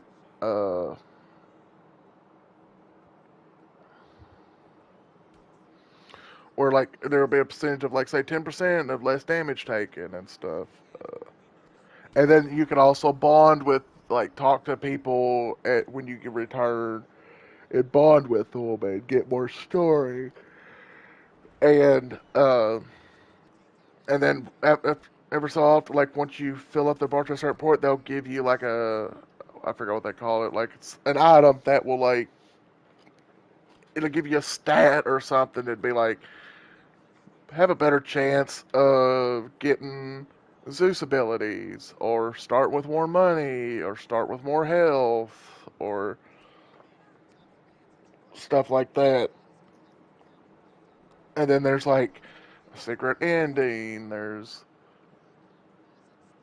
you can unlock, you can upgrade your base where like you get more abilities or more music or more story or change the way the place looks. Like you can change the carpets and just random stuff like that.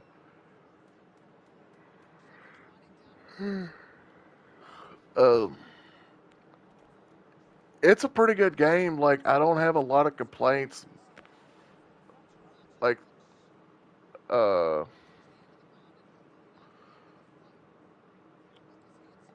like maybe it's repetitive. It's not that it's like a $30 game. It's not even full price, but you could probably spend hundreds of hours into it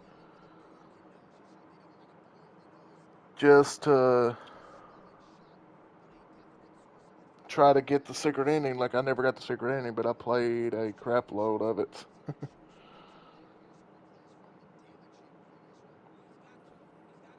I do wish it was co-op though, because it would be really cool. That's why I really like the Ninja Turtle game.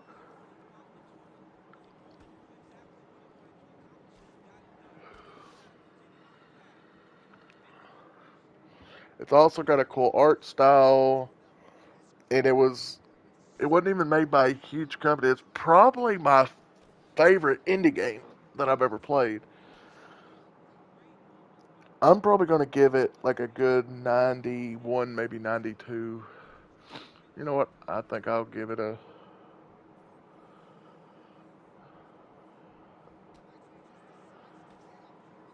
92.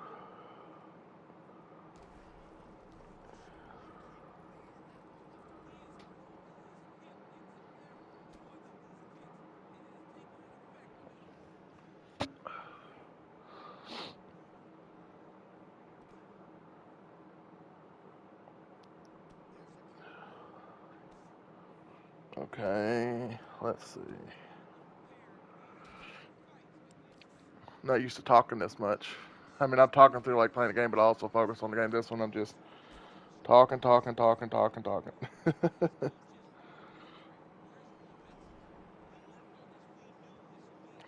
All right. The next game is Marvel Spider-Man. Sorry, 2. I think I still got a crap load to go through.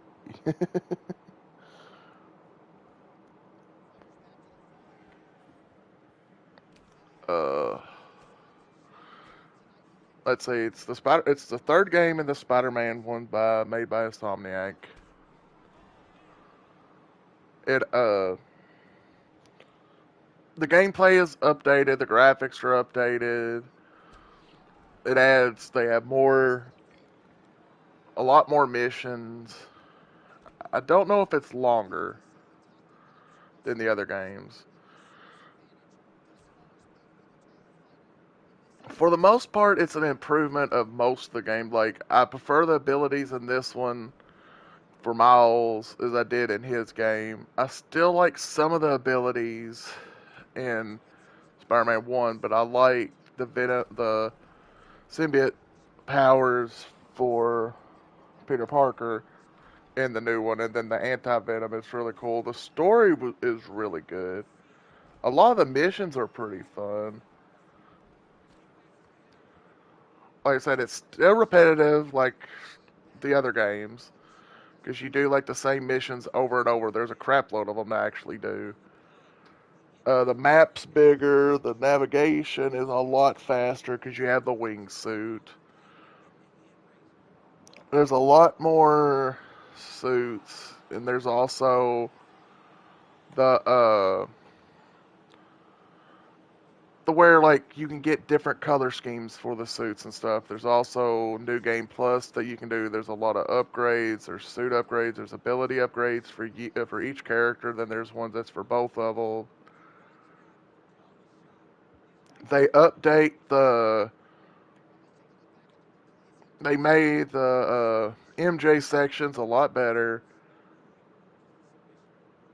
Made the combat a lot more fun. They added a lot more to it. They added more enemies. I like the boss fights in this one a lot better, I think. And you can freaking play as Venom. They made Craven an actual badass in the game. Like, freaking ripped off, spoiler, ripped off like Scorpion's tail and freaking stabbed him with it. I think it's my favorite Spider-Man. Uh, game out of the three.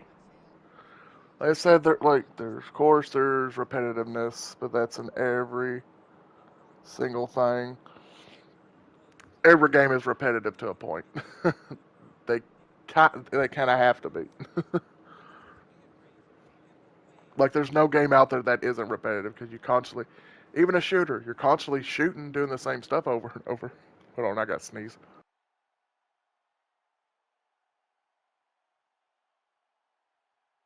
Okay,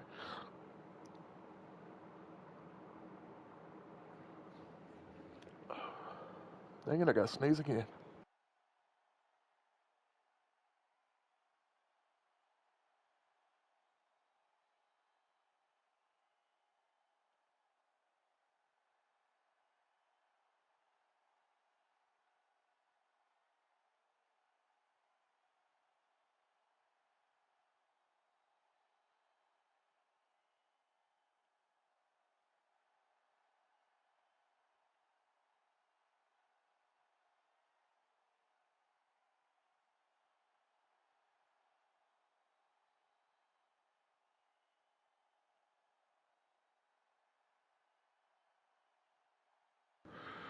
They seem to.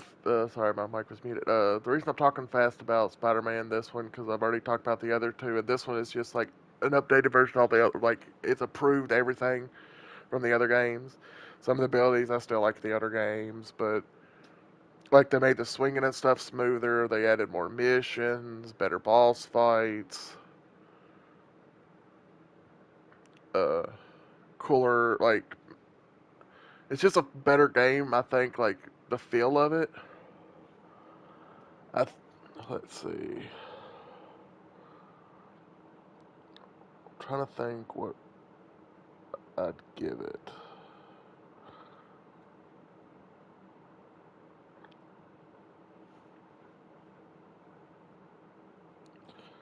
Let's see. I'm gonna say. Uh, I wanna. I wanna say maybe an 89. But did it really improve that much over? Hold on. What did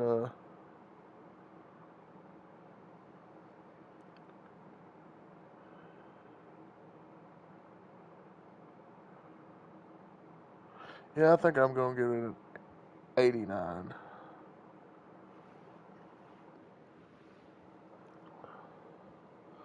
Let me type that.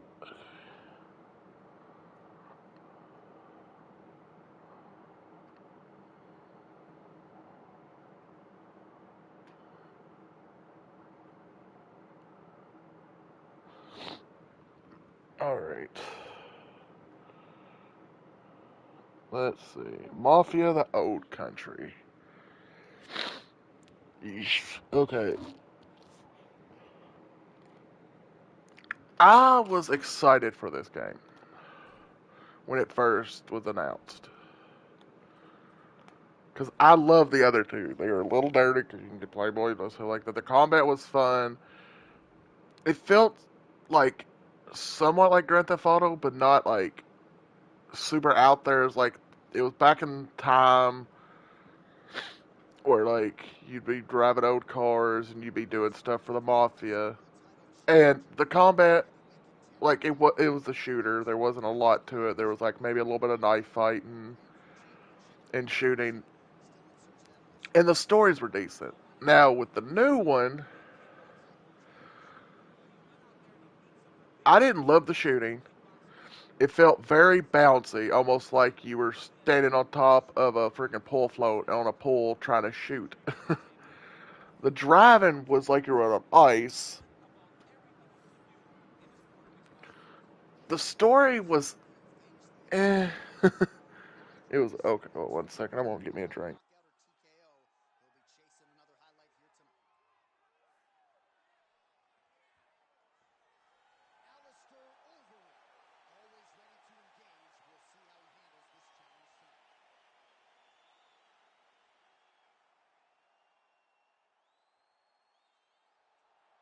Okay. Uh, the driving was like you were trying to you were on ice constantly, slipping and sliding around. Actually riding the horse was probably the best feeling thing in the game. The I didn't love the way the story ended. Like the gameplay was, it was fun, but the knife thing was super repetitive. It was like the same knife fight over and over because the cutscene basically was the same thing every time you did a knife fight.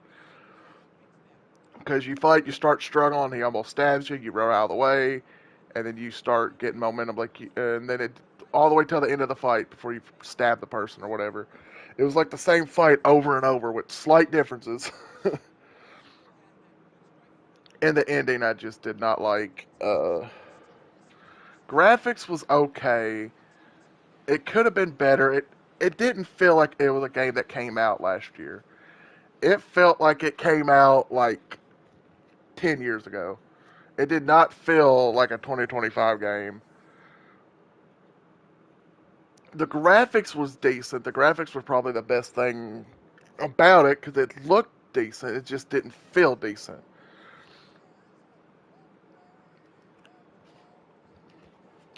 And this is probably the first one that I'm actually being really harsh on because I love the Mafia games. I played them all. I even played the remastered versions of them, and they were really good. This one,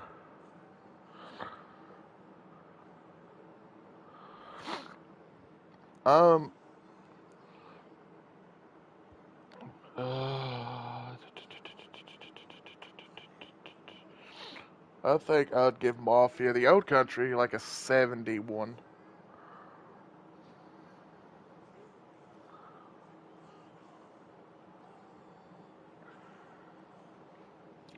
I think it should have been developed a little more.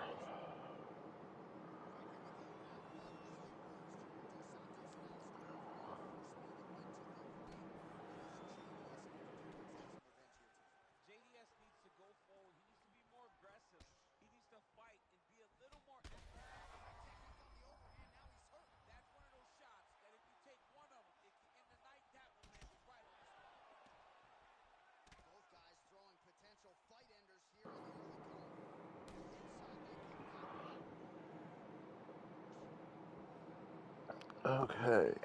Next game is called Revita. How, how do I review this one? Because I only played it a small bit.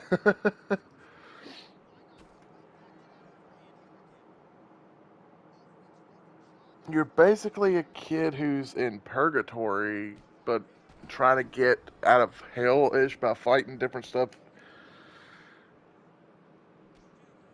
I honestly wasn't a fan of it. Like, I played it a couple hours, and it was a roguelike, which I thought I would really like.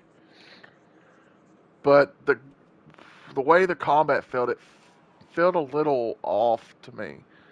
And hold on. Sorry, I had a little tickle. I had a cough. The story seemed okay, like, but just the combat, the gameplay, I didn't hit me. I couldn't really get into it, and you could probably tell from my one video I did of it. Uh, Even my dad was in here watching me play, and he was like, "I don't, I can't get into you playing this game." I was like, "I don't like it either." Some people might really like the game. I just wasn't a fan of it. It was kind of like a side scroller run and gun ish thing that was difficult and just wasn't fun for me.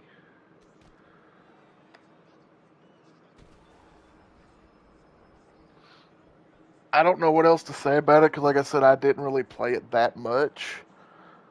But it's probably one of the least favorite games I've played this year. I mean, I did like the art style. It probably was a good, might have had a decent story if I would have stuck with it. I just wasn't a fan of it.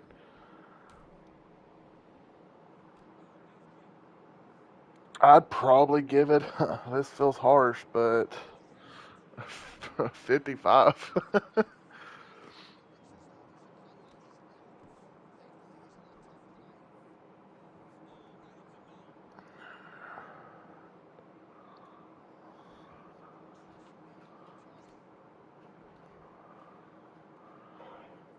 It just wasn't didn't connect with me.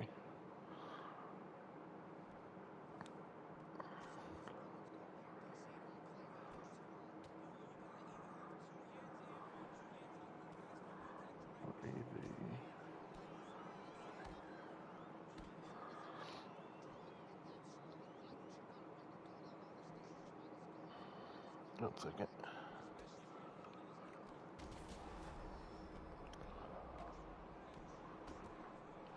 All right, the next game is a game I've beaten, but I haven't beaten on stream. So I've played it a decent amount. It is Cuphead. Now, there's gonna be some stuff I like, some stuff I didn't like. With Cuphead, I love the art style. I like the gameplay. I like the bosses, and it's not that expensive of a game. It is kind of short if you know what you're doing, which I don't. uh, Now, it is the hardest game I've ever beaten. It made me rage so freaking hard.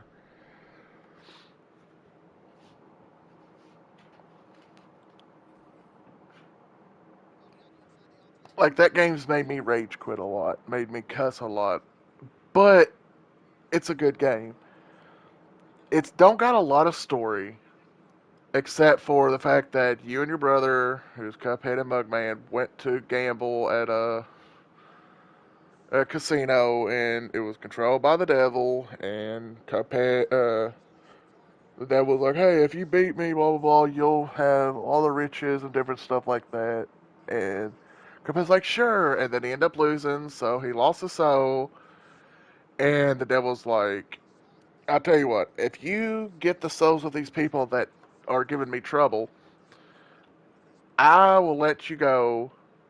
So then, long story short, you have to defeat every boss to get their soul contract to help the devil, and then at the end, you either decide to like or give the soul the or I can't remember if you actually have a choice, but like at the end, you end up fighting the devil, and then you try to defeat him, and then if you do, your soul's safe or whatever. Like the gameplay's a lot of fun. The art style's great. Like I said, the game is it's repetitive, but it's got to be because you have to fight the same boss over and over and over and over until you learn the pattern to beat him. And uh, if you like those type of games, you'll love it. If you don't like a hard game, avoid it.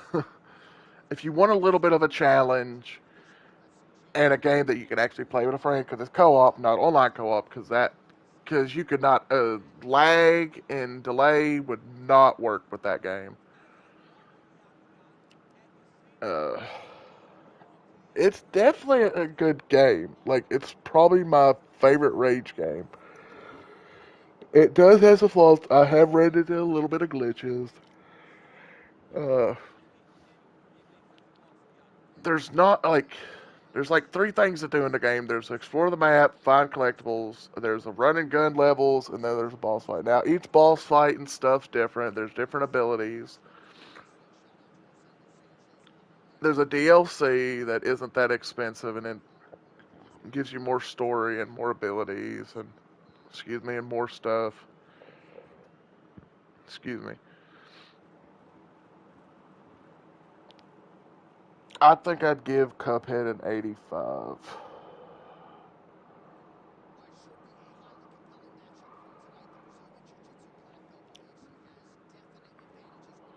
I forgot to do a review, but whatever.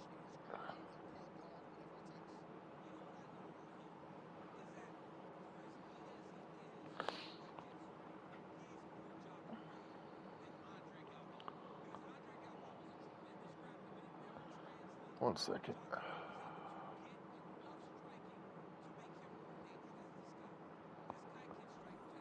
I've been talking for almost 2 hours. All right. Next game, Power World. All right. Give me 1 second. Can't quit yawning. Power World is a survival game where you're on this world and it's full of monsters that are very cute and innocent looking that are kinda look similar, kind of like Nexomon and Pokemon and stuff like that. They you can capture them using different spheres and stuff. You capture them and then you can use them on your base to work for you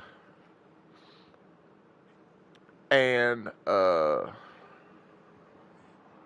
do stuff for you. And you can also, if you need food, you can kill them and eat them and different stuff like that. And you upgrade your base, make your base stronger, get better weapons to be able to go further in the world.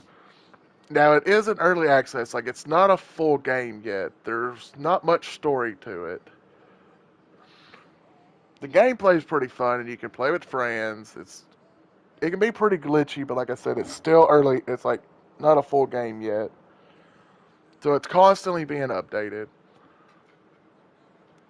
Uh, there's like over 100 monsters in it that you can capture. There's boss fights. There's like different caves. You can fly. You can swim. You can run around. You can climb. It's probably one of my favorite survival games, but I do wish it had more story. I apologize for keep yawning. I do wish that there was like it is constantly getting updated. I do wish the game was fully out now, but it's taking time to it's being developed. It like you can mess with the settings to make it the way you want it. If you're on PC, you can do mods.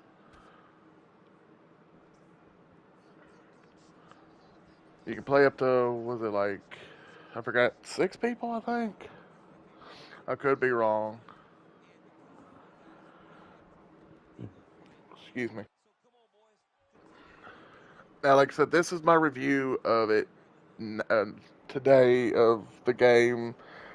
This is January, the beginning of 2026.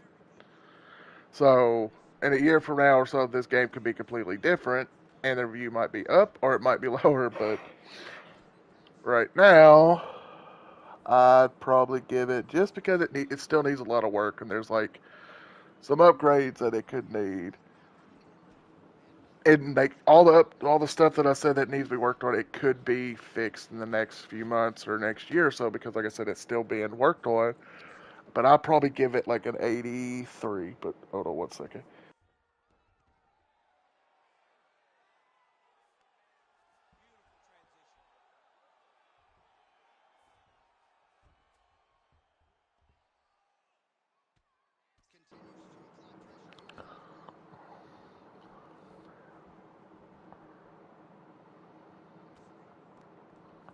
1 second. Review. What did I say? 82. 82 or 83? I say 82.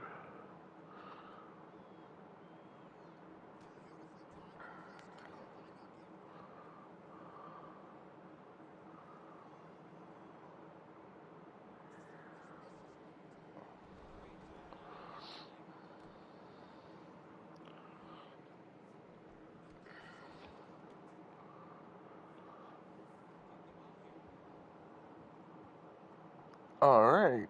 Now for Assassin's Creed 2. Now this is where people could probably get pissed off at me for my review on this one because a lot of people love Assassin's Creed games and I really do too. Um, I played all the Assassin's Creed games and uh, Assassin's Creed 1 is like very outdated. Now, Assassin's Creed 2 is still pretty outdated a little bit. Like, it's still fun to play. I enjoyed it. The gameplay is still fun, but super repetitive. Like, it's the first one of the Assassin's Creed that I'm like, this is actually a really good game when I was playing it. Like, the first one I would not want to play again. Like, I played it like a year or so ago, or a couple years ago. I beat it, and I was like, I don't think I ever want to play this one again. I'd play Assassin's Creed 2 again. Now, it does get better. The combat and stuff do get better in the later games. I don't know about the story. Like, I think 2, Brotherhood and Revelation, are probably my 3 favorite stories for Assassin's Creed. And I'm just trying to think of what to give it because, like, there's like 20 other Assassin's Creed games that came out after it, and in those games the graphics got better. The story didn't, but like the combat got better. The climbing's still shitting all of them. I do like the story. Ezio's my favorite assassin. I hmm, I think I prefer Brotherhood over 2, and I think I'd with how old it is and how it holds up. I say 75, 70, because then like the other games will maybe go up a little bit more.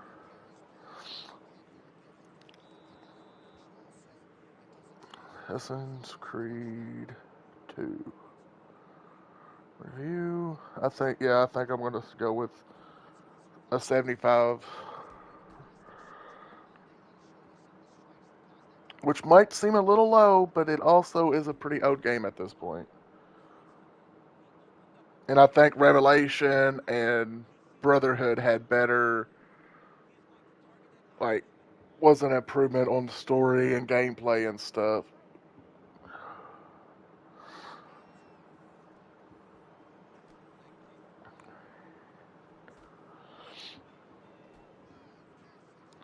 Alrighty.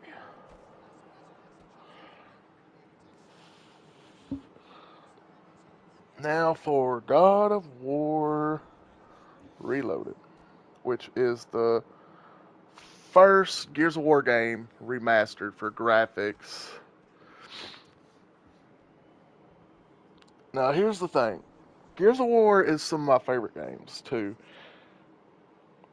The Reloaded version of it, the only thing they really did that I've noticed was they updated the graphics, which, honestly, I prefer some of the older graphics because, like, with Dom, they made his face too smooth, made him look younger and less, like, grizzly and, like, tough in the older games. And this one, they made him, like, his face smoother. Same thing with a lot of the other characters that I did not like as much. Like, I think I'd prefer to play the 360 version of of Gears of War to the new one. I think if I was comparing them, I'd give the 360 version a better rating than the Reloaded. Reloaded, they brought it to PlayStation and they updated the graphics, made it look smoother, which is not always a good thing when it comes to a gritty game like Gears of War, when it's supposed to be dark and broody and apocalyptic-ish, and like a big ass war going on, and these creatures are trying to kill everybody and take over the world. They're not supposed to look like Dom's not supposed to look like a kid with armor on because they made it. I'm sorry, but they made his face too smooth.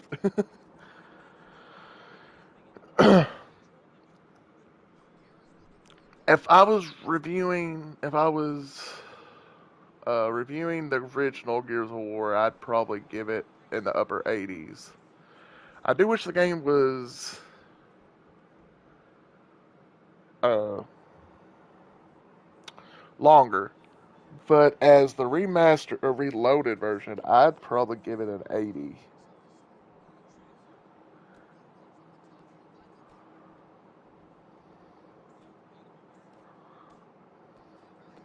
Just because I honestly don't think it improved any of the game except for the graphics, which I mean, some people were like, oh no, the graphics look terrible in 360. Like, they could have upped the graphics but kept the same aesthetic, but they like smoothed out the lighting and stuff and made it like almost too bright in places when it was supposed to be dark and dreary.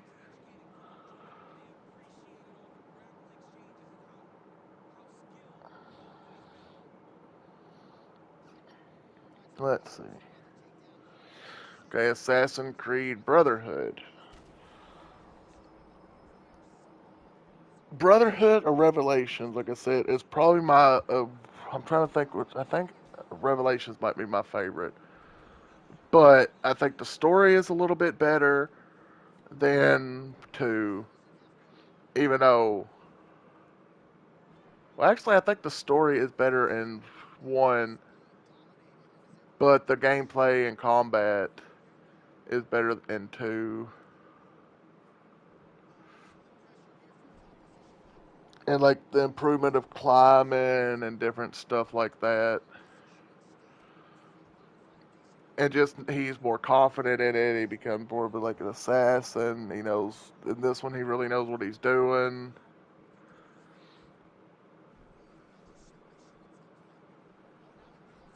In this one, it's got the Pope and all different stuff like that.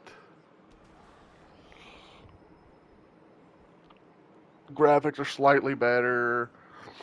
Uh, there's more to do.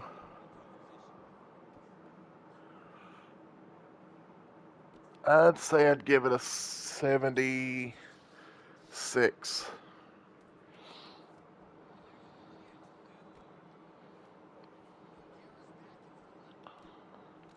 Assassin's Creed Brotherhood.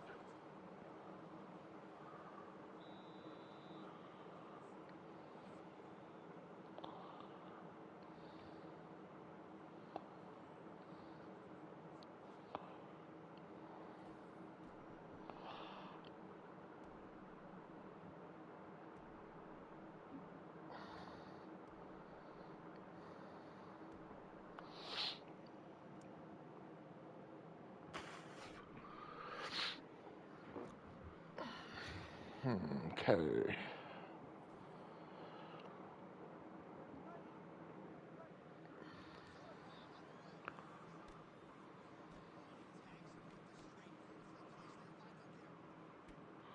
Alrighty. The next game is Street Fighter 6. Now, I've played a little bit of the older Street Fighters, but I've not played a ton of it. And what I mainly played in uh, this one was the campaign, so my review might be somewhat limited.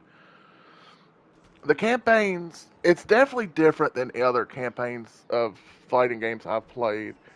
Like, it's kind of an open world ish, but there's missions. I don't love the side missions. The side missions, 90% of them are basically glorified tutorials. The campaign's decent, but I also think it's kinda stupid. The reason I say that, the whole point of the story is you meet this dude, you train with him like one time, and then y'all supposedly bond, but not much. And then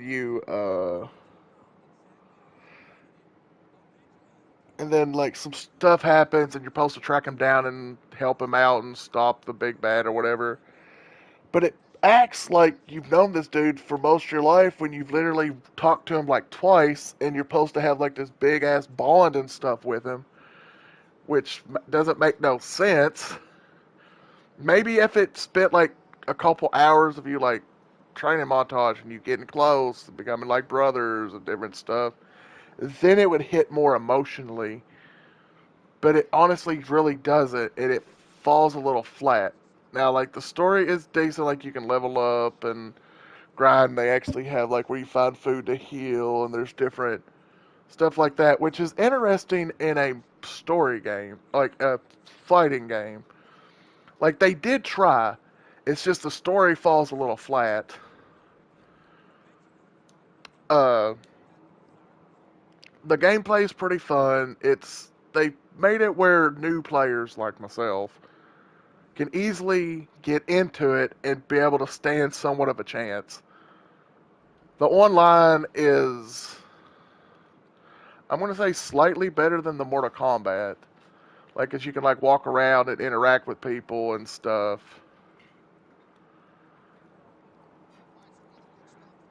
And you can, the customization is pretty good in it too, even though uh,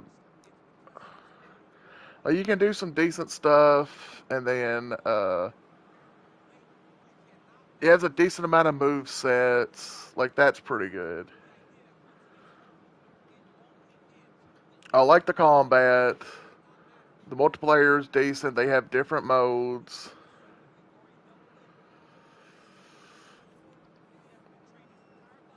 Uh, I still need to finish it because I didn't. I mean, I beat the game when I wasn't streaming it, but I never finished beating the game streaming. Uh, like it's a solid game. The customization is some of the best I've seen in some games. Honestly, I'm trying to think what I would give it. The story isn't as good as the Mortal Kombat, but there's a lot more decent to it than Mortal Kombat.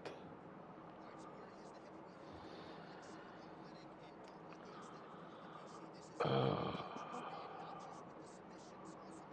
trying to trying to think.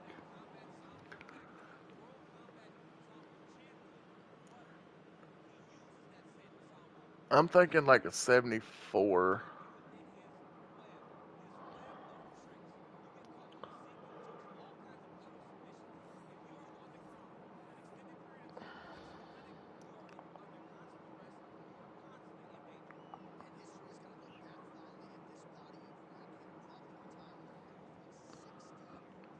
6. Review.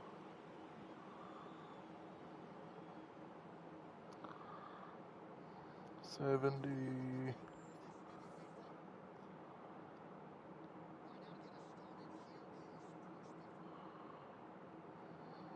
54. Did I say 74? Yeah, 74.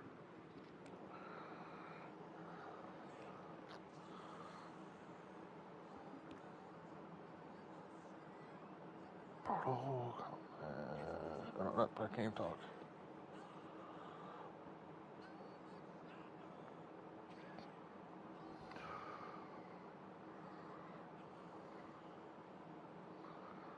6.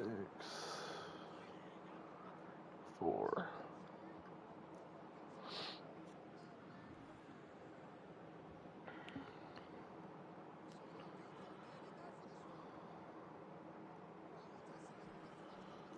Now for Assassin's Creed Revelation. uh, let's see. It's probably my favorite Assassin's Creed game. The story's cool that you can get a little bit of Altair. You get to see Ezio a little bit older, a little bit wiser, and then you can see him kind of, he's older, so he can't do exactly the same stuff he did anymore, so you can kind of see his fighting style change a little bit. There's all those,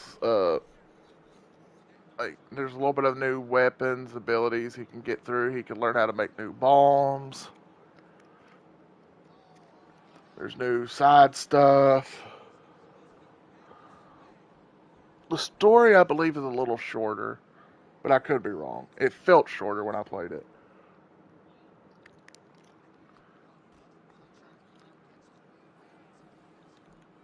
And I think it's a decent way to end the story of Ezio. And like the like out of the anima stuff's kind of interesting on that one too. Uh, I mean, I don't know what else to review about it since I've talked about the other Assassin's Creed games other than I like this one better. So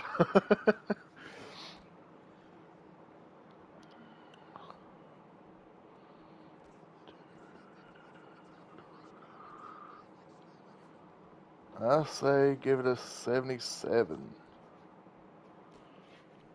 or 78. I say 78.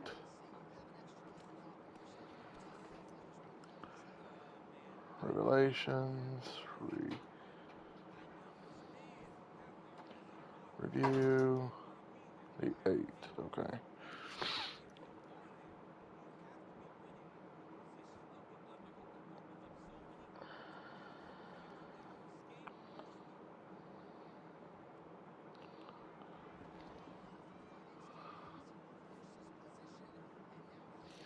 What else? Okay, Oblivion. Okay, this would be an interesting one because I played it a lot, but I technically haven't finished it yet. This was my first time ever playing it, so I didn't play the old version. But I will say, like, sometimes remastered versions of games still, like, they update the graphics, but the game still feels dated. Like the game yesterday, the lollipop chainsaw thing, it was fun, but it still felt very dated, even though it was technically came out like what last year, maybe the year before last. But with Oblivion, there is some like uh outdated elements to it. You can kind of tell, but it still holds up. Like for the most part, the story is still pretty good. The graphics look good because it's remastered. Uh, there's a lot to it. You can buy houses, you can have mounts, you can do different missions, you can have different skins. The customization's pretty good. I say it holds up, even though it's a remastered version of an older game. I think it still holds up well against other RPGs and stuff that came out recently. Like I don't love the like one mode where you gotta like get the person to like you and you have better if you get it up high enough you can learn stuff or like barter better. And the combat can be a little brutal, especially if you don't know what you're doing like I don't. Uh, but it's a pretty good game, honestly. Like I still need to finish it eventually. I uh, I probably will one of these days try to play more of it. It's just such a long game and a big ass download, and there's so many other games I'm trying to get through that uh, that it might take a while. But I'd say I'd give it a good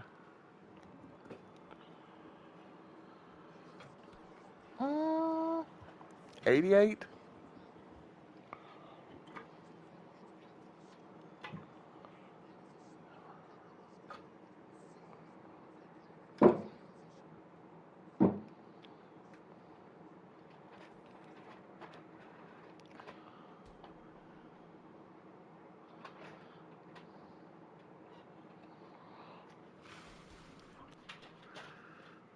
Oh, I didn't put the number. Oops.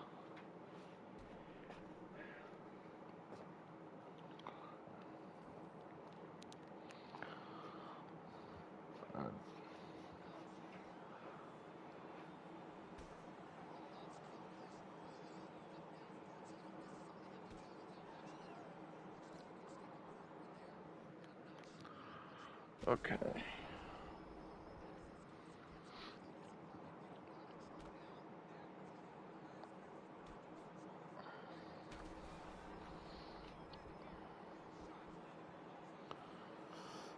All right, Ghost of Yotai, which is one of the new games of this year. I think the graphics look great. It's one of the prettiest games I've ever seen. The combat slightly is improved over. I'd say it might be improved over Ghost of Tsushima. The story's really good. Like,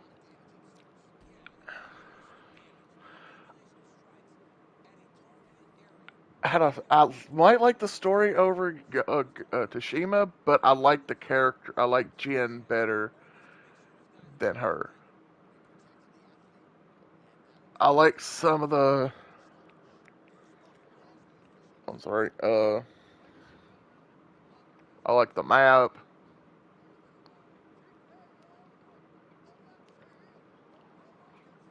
Give me 2 seconds.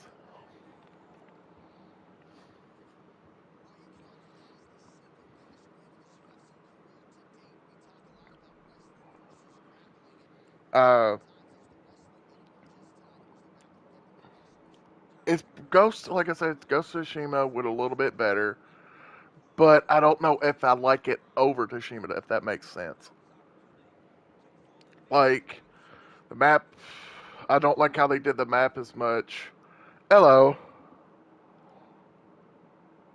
thank you for the follow. I don't know if I like it. Like the character itself, I don't like her as much as Jen. The map, I don't like as much as Hello. If you're wondering what I'm doing, uh, I've never reviewed games before. Like well, I've said my opinions, but I thought it'd be interesting since this is a new year and I've only been streaming for 6 months to review all the games I've streamed and like review them and talk about what I feel about all and give them a rating. And I'm on PlayStation and I'm not like on PC or anything, so I have to have a game going. So I thought, what a game could I have going while I'm talking and don't have to like pay attention on the game. So I'm doing UFC, an AI versus AI tournament thing to play in the background while I'm talking and reviewing games. And right now I'm reviewing Ghost of Yotai, and then gonna like I said, the combat they added a little bit more to it. I don't like the map as much. The character I don't like is as much. It's still a really good game. Like maybe my favorite game I played this year.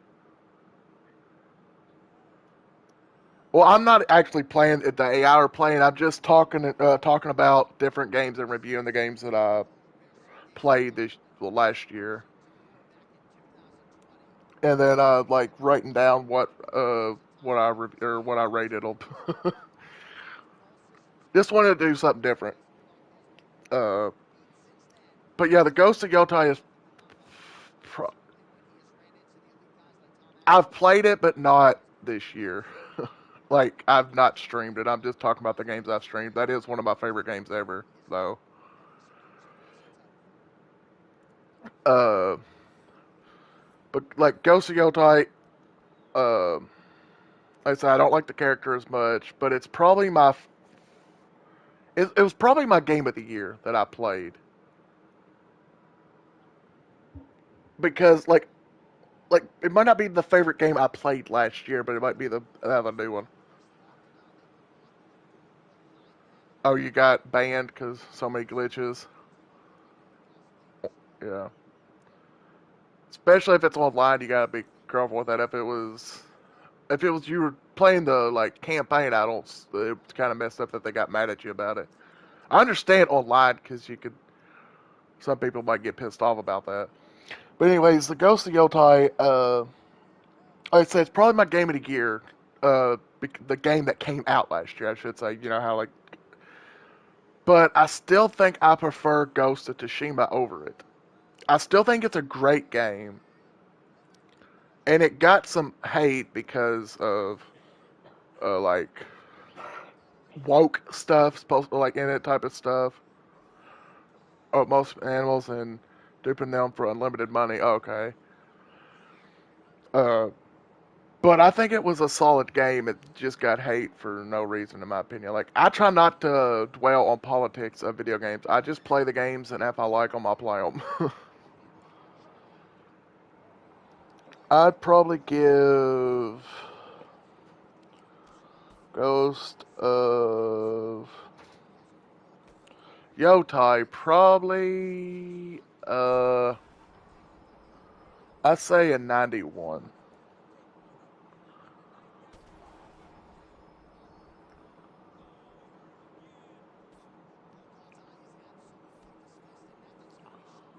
I've been typing them in chat and then I'm writing down what I give it just so I have the list.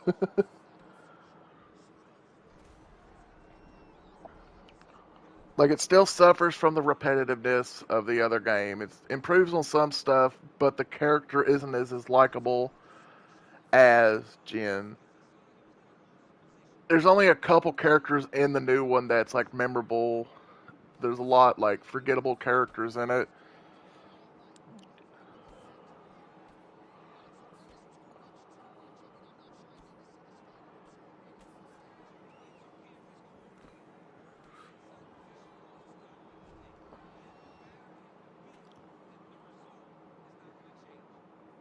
Let's see, what's the next game? I have a list of my games, so I'm just checking to see what's the next one. Phasmophobia. This is going to be an interesting review for this game because I don't know what I'm doing in that game. I've played it a little bit with some friends. It's an interesting game where you gotta like solve, like do different missions and solve who the ghost is and work together and try not to get killed.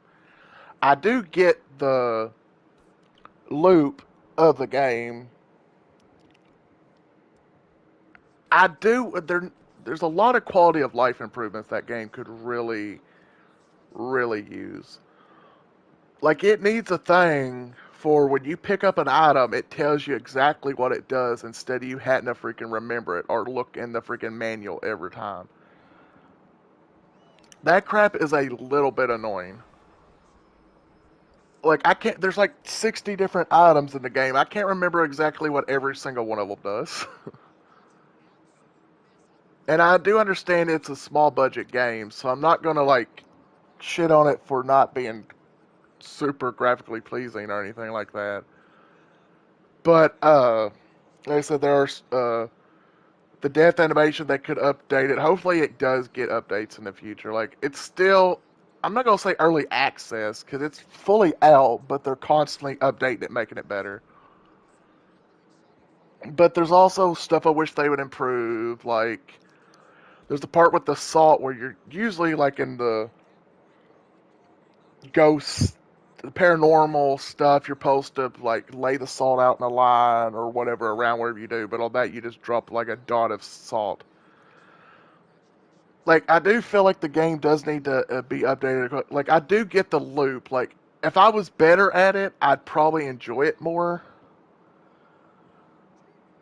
But like, cause that game's like super popular. Like there are so many Twitch streamers and so many people that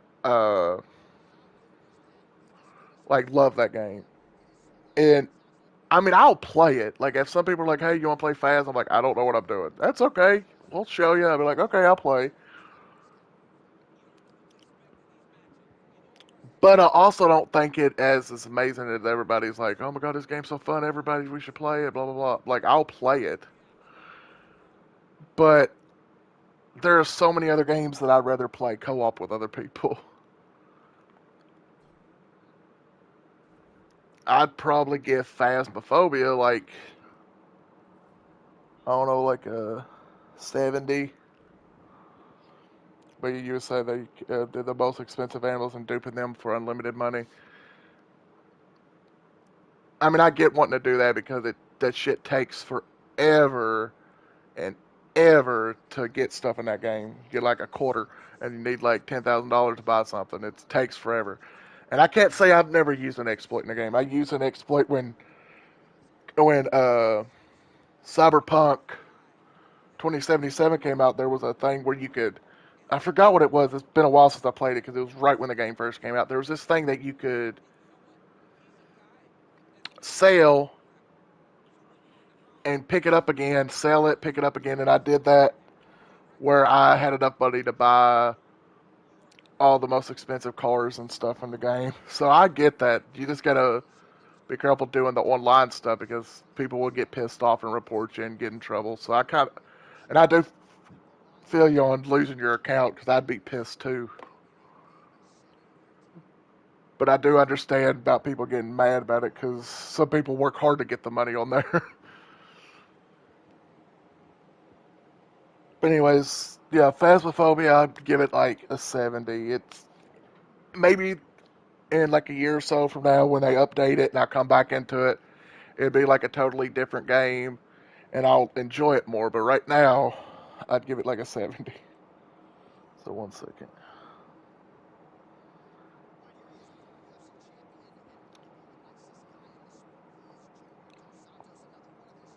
H.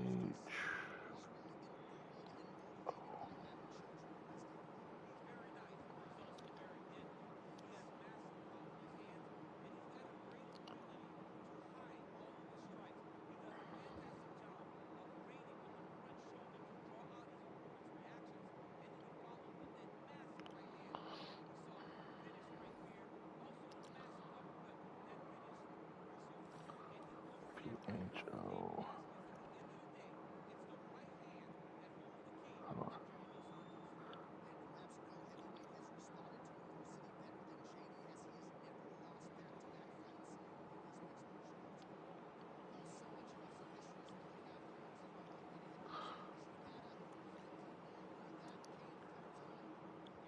All right. Now, Asylum. Asylum is a side scroller beat 'em up roguelike where you go different paths, you have different characters, and it's a pretty fun game. I do have one big complaint when you try to play online with people, the frame rate will drop so bad sometimes. Like it will be like going in slow motion. It'd be like running in slow motion, also trying to run in water. The gameplay's pretty fun. The story is out there. Like there's not a lot. There is, but there's not. It's like there's a little bit of story, then it hints at more story. Like uh, excuse me. Um, there's like I don't know. I'm trying to think like 5 or 6 different characters. You want to beat it multiple times. You unlock different stuff. Like I said, it's a roguelike, so it can be very repetitive. It's I do like this one thing they have for the multiplayer. Say I played the game and I've done 70% of the game, and you wanted to play with a friend that done 20% of the game. It will like match the other person, so that way you don't spoil the game for the other people, which is a nice little detail. There's also no DLC or like no DLC, no microtransactions. It's just you get the game and you can play it, which I like because I hate having to pay more for crap.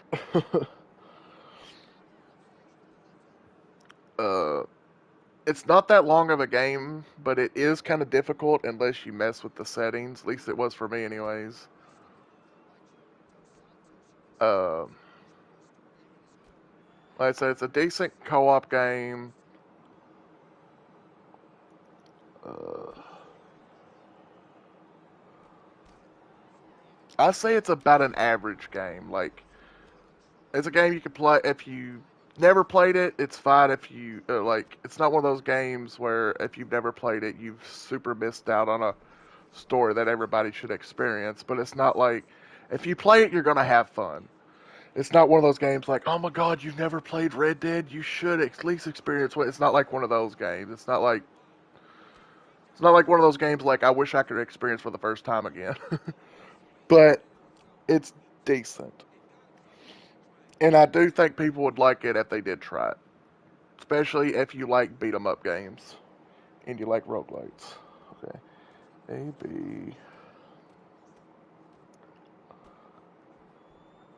ABSOLUM.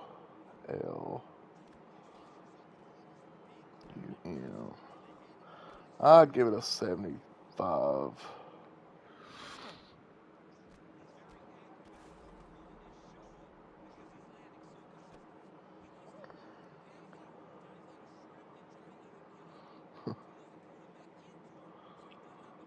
I am curious of like if people actually watch this video of what their opinions are on if I'm too harsh or if my opinions seem valid.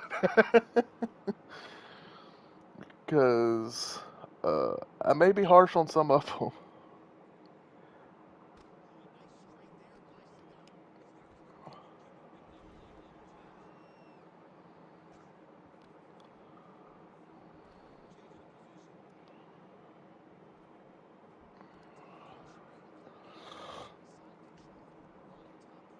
Okay.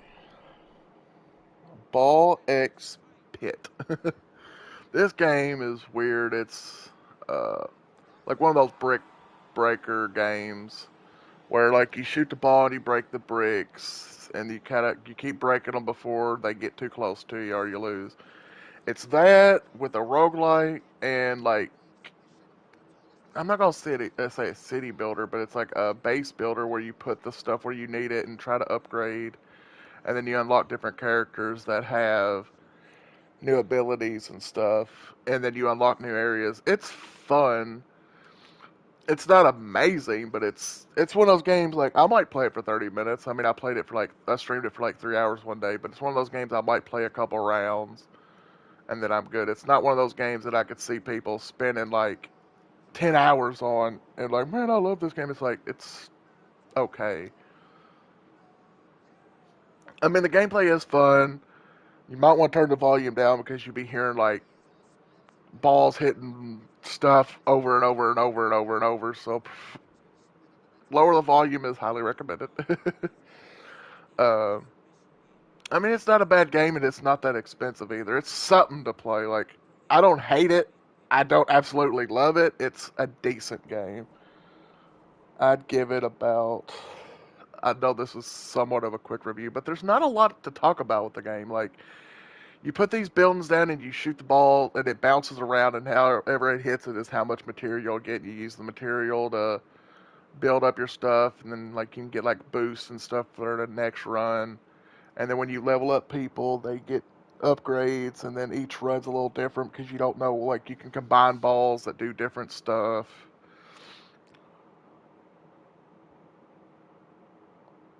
Ball X Pit review.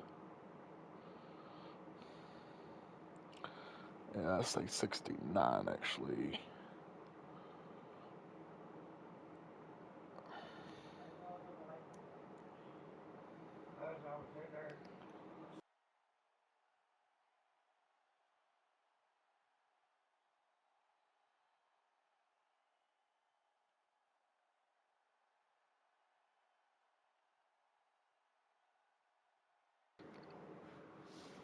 All right, oh sorry. Yeah, I'll start this just for the people that just watching the fights while I'm talking.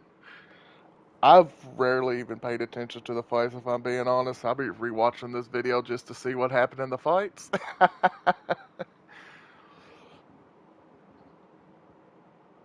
All right. Next thing is Until Dawn. Now, I'm not a big horror fan. I get bored with horror game for the most part. But this game highly surprised me because the story is actually very well done. Uh, the characters are nice. They do have some weird facial expression stuff sometimes. The gameplay lacks, except for like the quick time events. Like the walking around feels stiff. Like all those type of story games, like the Telltale games, the walking and stuff always feels kind of stiff and stuff. The walking and stuff is probably the weakest element of that game. But it's a lot of like slowly walking, waiting for something to happen, and then you get into the story, and then the story is pretty cool. Like I said, I rarely play horror games, so I wasn't expecting to even enjoy it, but I actually really liked the game. The story I could give a 9 out of 10. The gameplay, on the other hand, I'd give it about like a 6. So, like, I say story and gameplay mixes to be like, I don't know, like an 80. But anyways, it's a good game. Everybody it's a one of those that's a really good story. Even if you don't play it, even to watch somebody play it, it's still fun to do. Because like in the different paths, depends on what you do to see who lives, who dies. There's and so like it's pretty good, and it's a decently horror game. Like I jumped a couple times. Some people might jump more, some people might jump less. Because like being scared is subjective. Depends on the person. Some people are jumpy, some people are not. I'd probably give it a uh,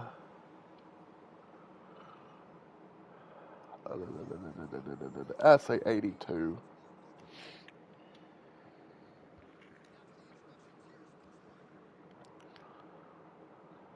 Let's see.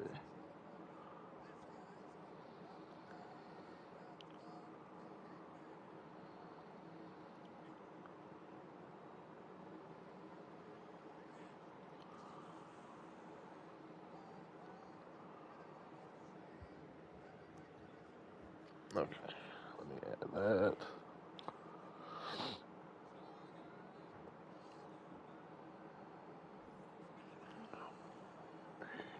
82.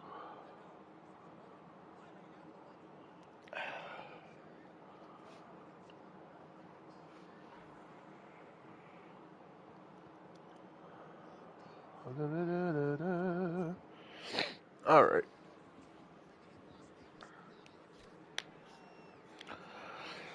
As Dusk Falls is a kind of like a graphic novel interactive story that the story is actually really cool the way they do it. And I actually really liked it because I was able to stream it and have where the audience of the chat that was watching it to be able to vote for the choices, which I think was really cool. To the point where it was probably one of my favorite games that I've ever streamed just for that fact that I could interact with the chat. Which I wish there was more games like that. Now the story is good. The art style, it depends for the person. Like some people might love it, some people might hate it. I don't love the art style. I think the story is one of the best good story games I've played in a long time. It's tragic, it's sad, there's funny parts.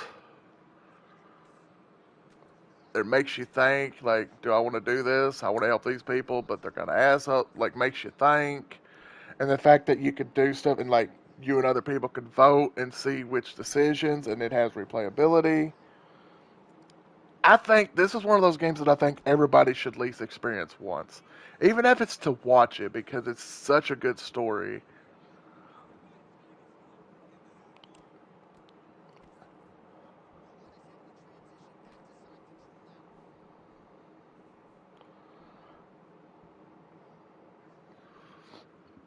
I want to give it a high review just because of how much I enjoyed the gameplay with people, but I gotta be realistic with the graphics and the actual gameplay. Like the art style, like I said, some people love it, some people hate it. The music's in the game's good. The story, I hope they come out with another season of it.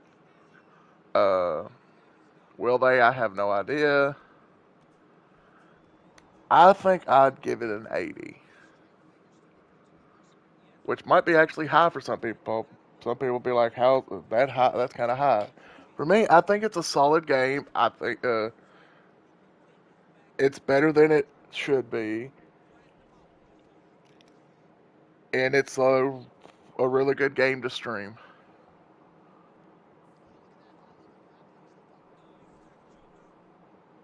I know some of these reviews are kind of fast,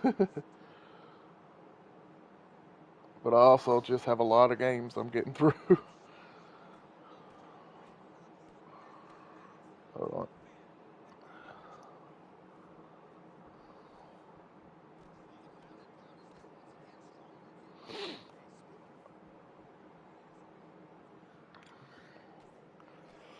All right, what's the next game?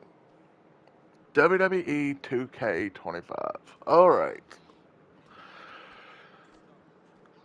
First of all, I've been playing wrestling games for the last like almost 20 years. I'm a big wrestling fan, and I really enjoy them. Now, the new one, there's some cool stuff. Every year they update the graphics, they add more gameplay, they add more to the gameplay. The story in the new one, not that great. Uh, they always update like where it's a lot more to customize your character. The customization in wrestling games for a while they've been great. They got different modes. They've updating. They either add new modes or take some away. But anyways, they've updated the My GM where now you can play with people online, even though the online is very what's the word, like, limited. The online always, like, the servers still been asked for the last like 10 years. Uh, like I said, the story isn't that great. There's so many microtransactions, especially if you do my faction, which is terrible. There's that one mode, I can't think the name of it, like not my city, but whatever, uh, my island or whatever. It's full of microtransactions. There's a little bit of story in it. It's kind of an interesting idea for a wrestling game. Like, I do give them that. Hello, I'm doing a weird. Oh, agile. uh, my brain just quit working. But yeah, it's an okay game. Like, I'll play the wrestling games every year just because it's one of those games I've always played. I do think the is better in the older games. They do add more where you can customize. The customization gets better every year. Uh, it's always very glitchy. Uh,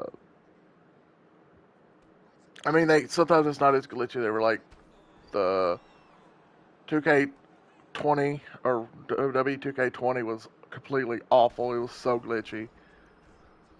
Uh, but they do improve some stuff. They do take some stuff away. I, I would say play the games when they go on sale. I would not pay full price for the wrestling games the way they've been for the last couple of years. I I mean, they are fun if you want to play my career. The career is interesting. It's a lot shorter than it was last year. I I'd probably give it a 70 out of 100.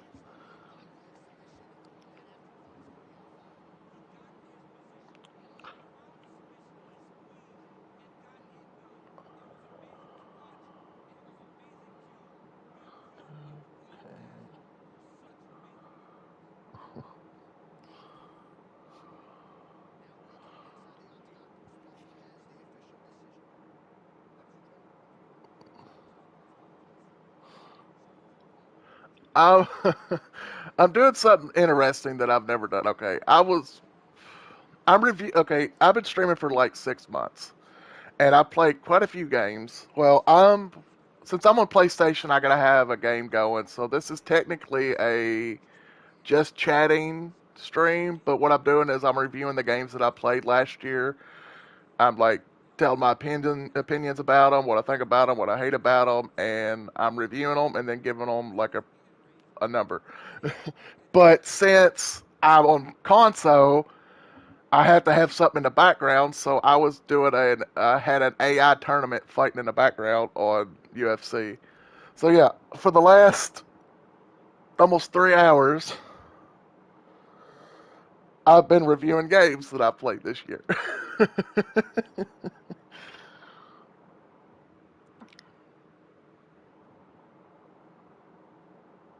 And then I've been writing down what I and posting them in chat, and then I've been writing down what I put.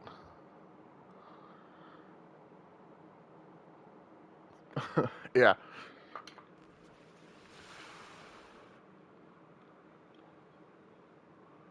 nice.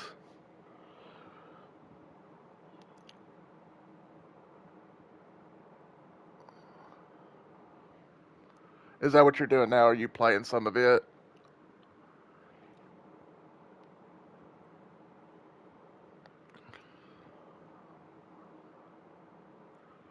Well, if you want, I can switch over because I've been talking for 3 hours. I can always do one more video of me reviewing the rest of the games. Because I've been talking for the last almost 3 hours.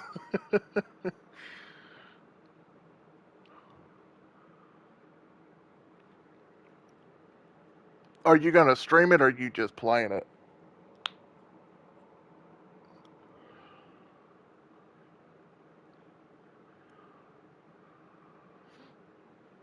'Cause, the reason I said if you're streaming it, I'll just raid out to you and then I'll start my stream back up. If you aren't streaming, then I'll just raid out to somebody else. It's going to come out and play with our brother, so I'm not going to stream it. Okay, well, I'll raid out and then I'll start up my stream again and we can do some Power World. I still got quite a few games to review next time, but I needed a break anyways. Well, thanks everybody that came in to just listen to me rant for the last 3 hours. I'll see who I can rate out to. I'll go ahead and send you a voice chat while I'm getting everything set up to switch over.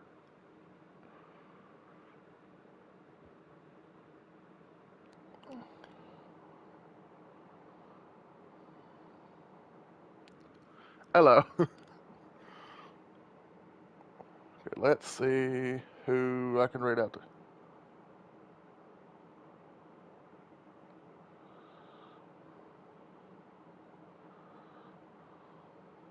Yeah,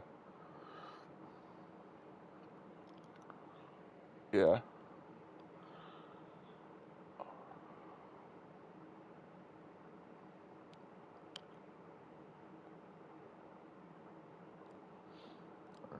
yeah. Let me.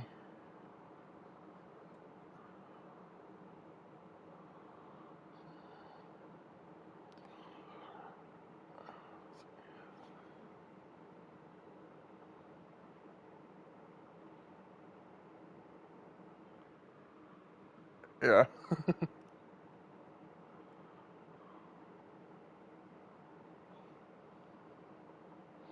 All right.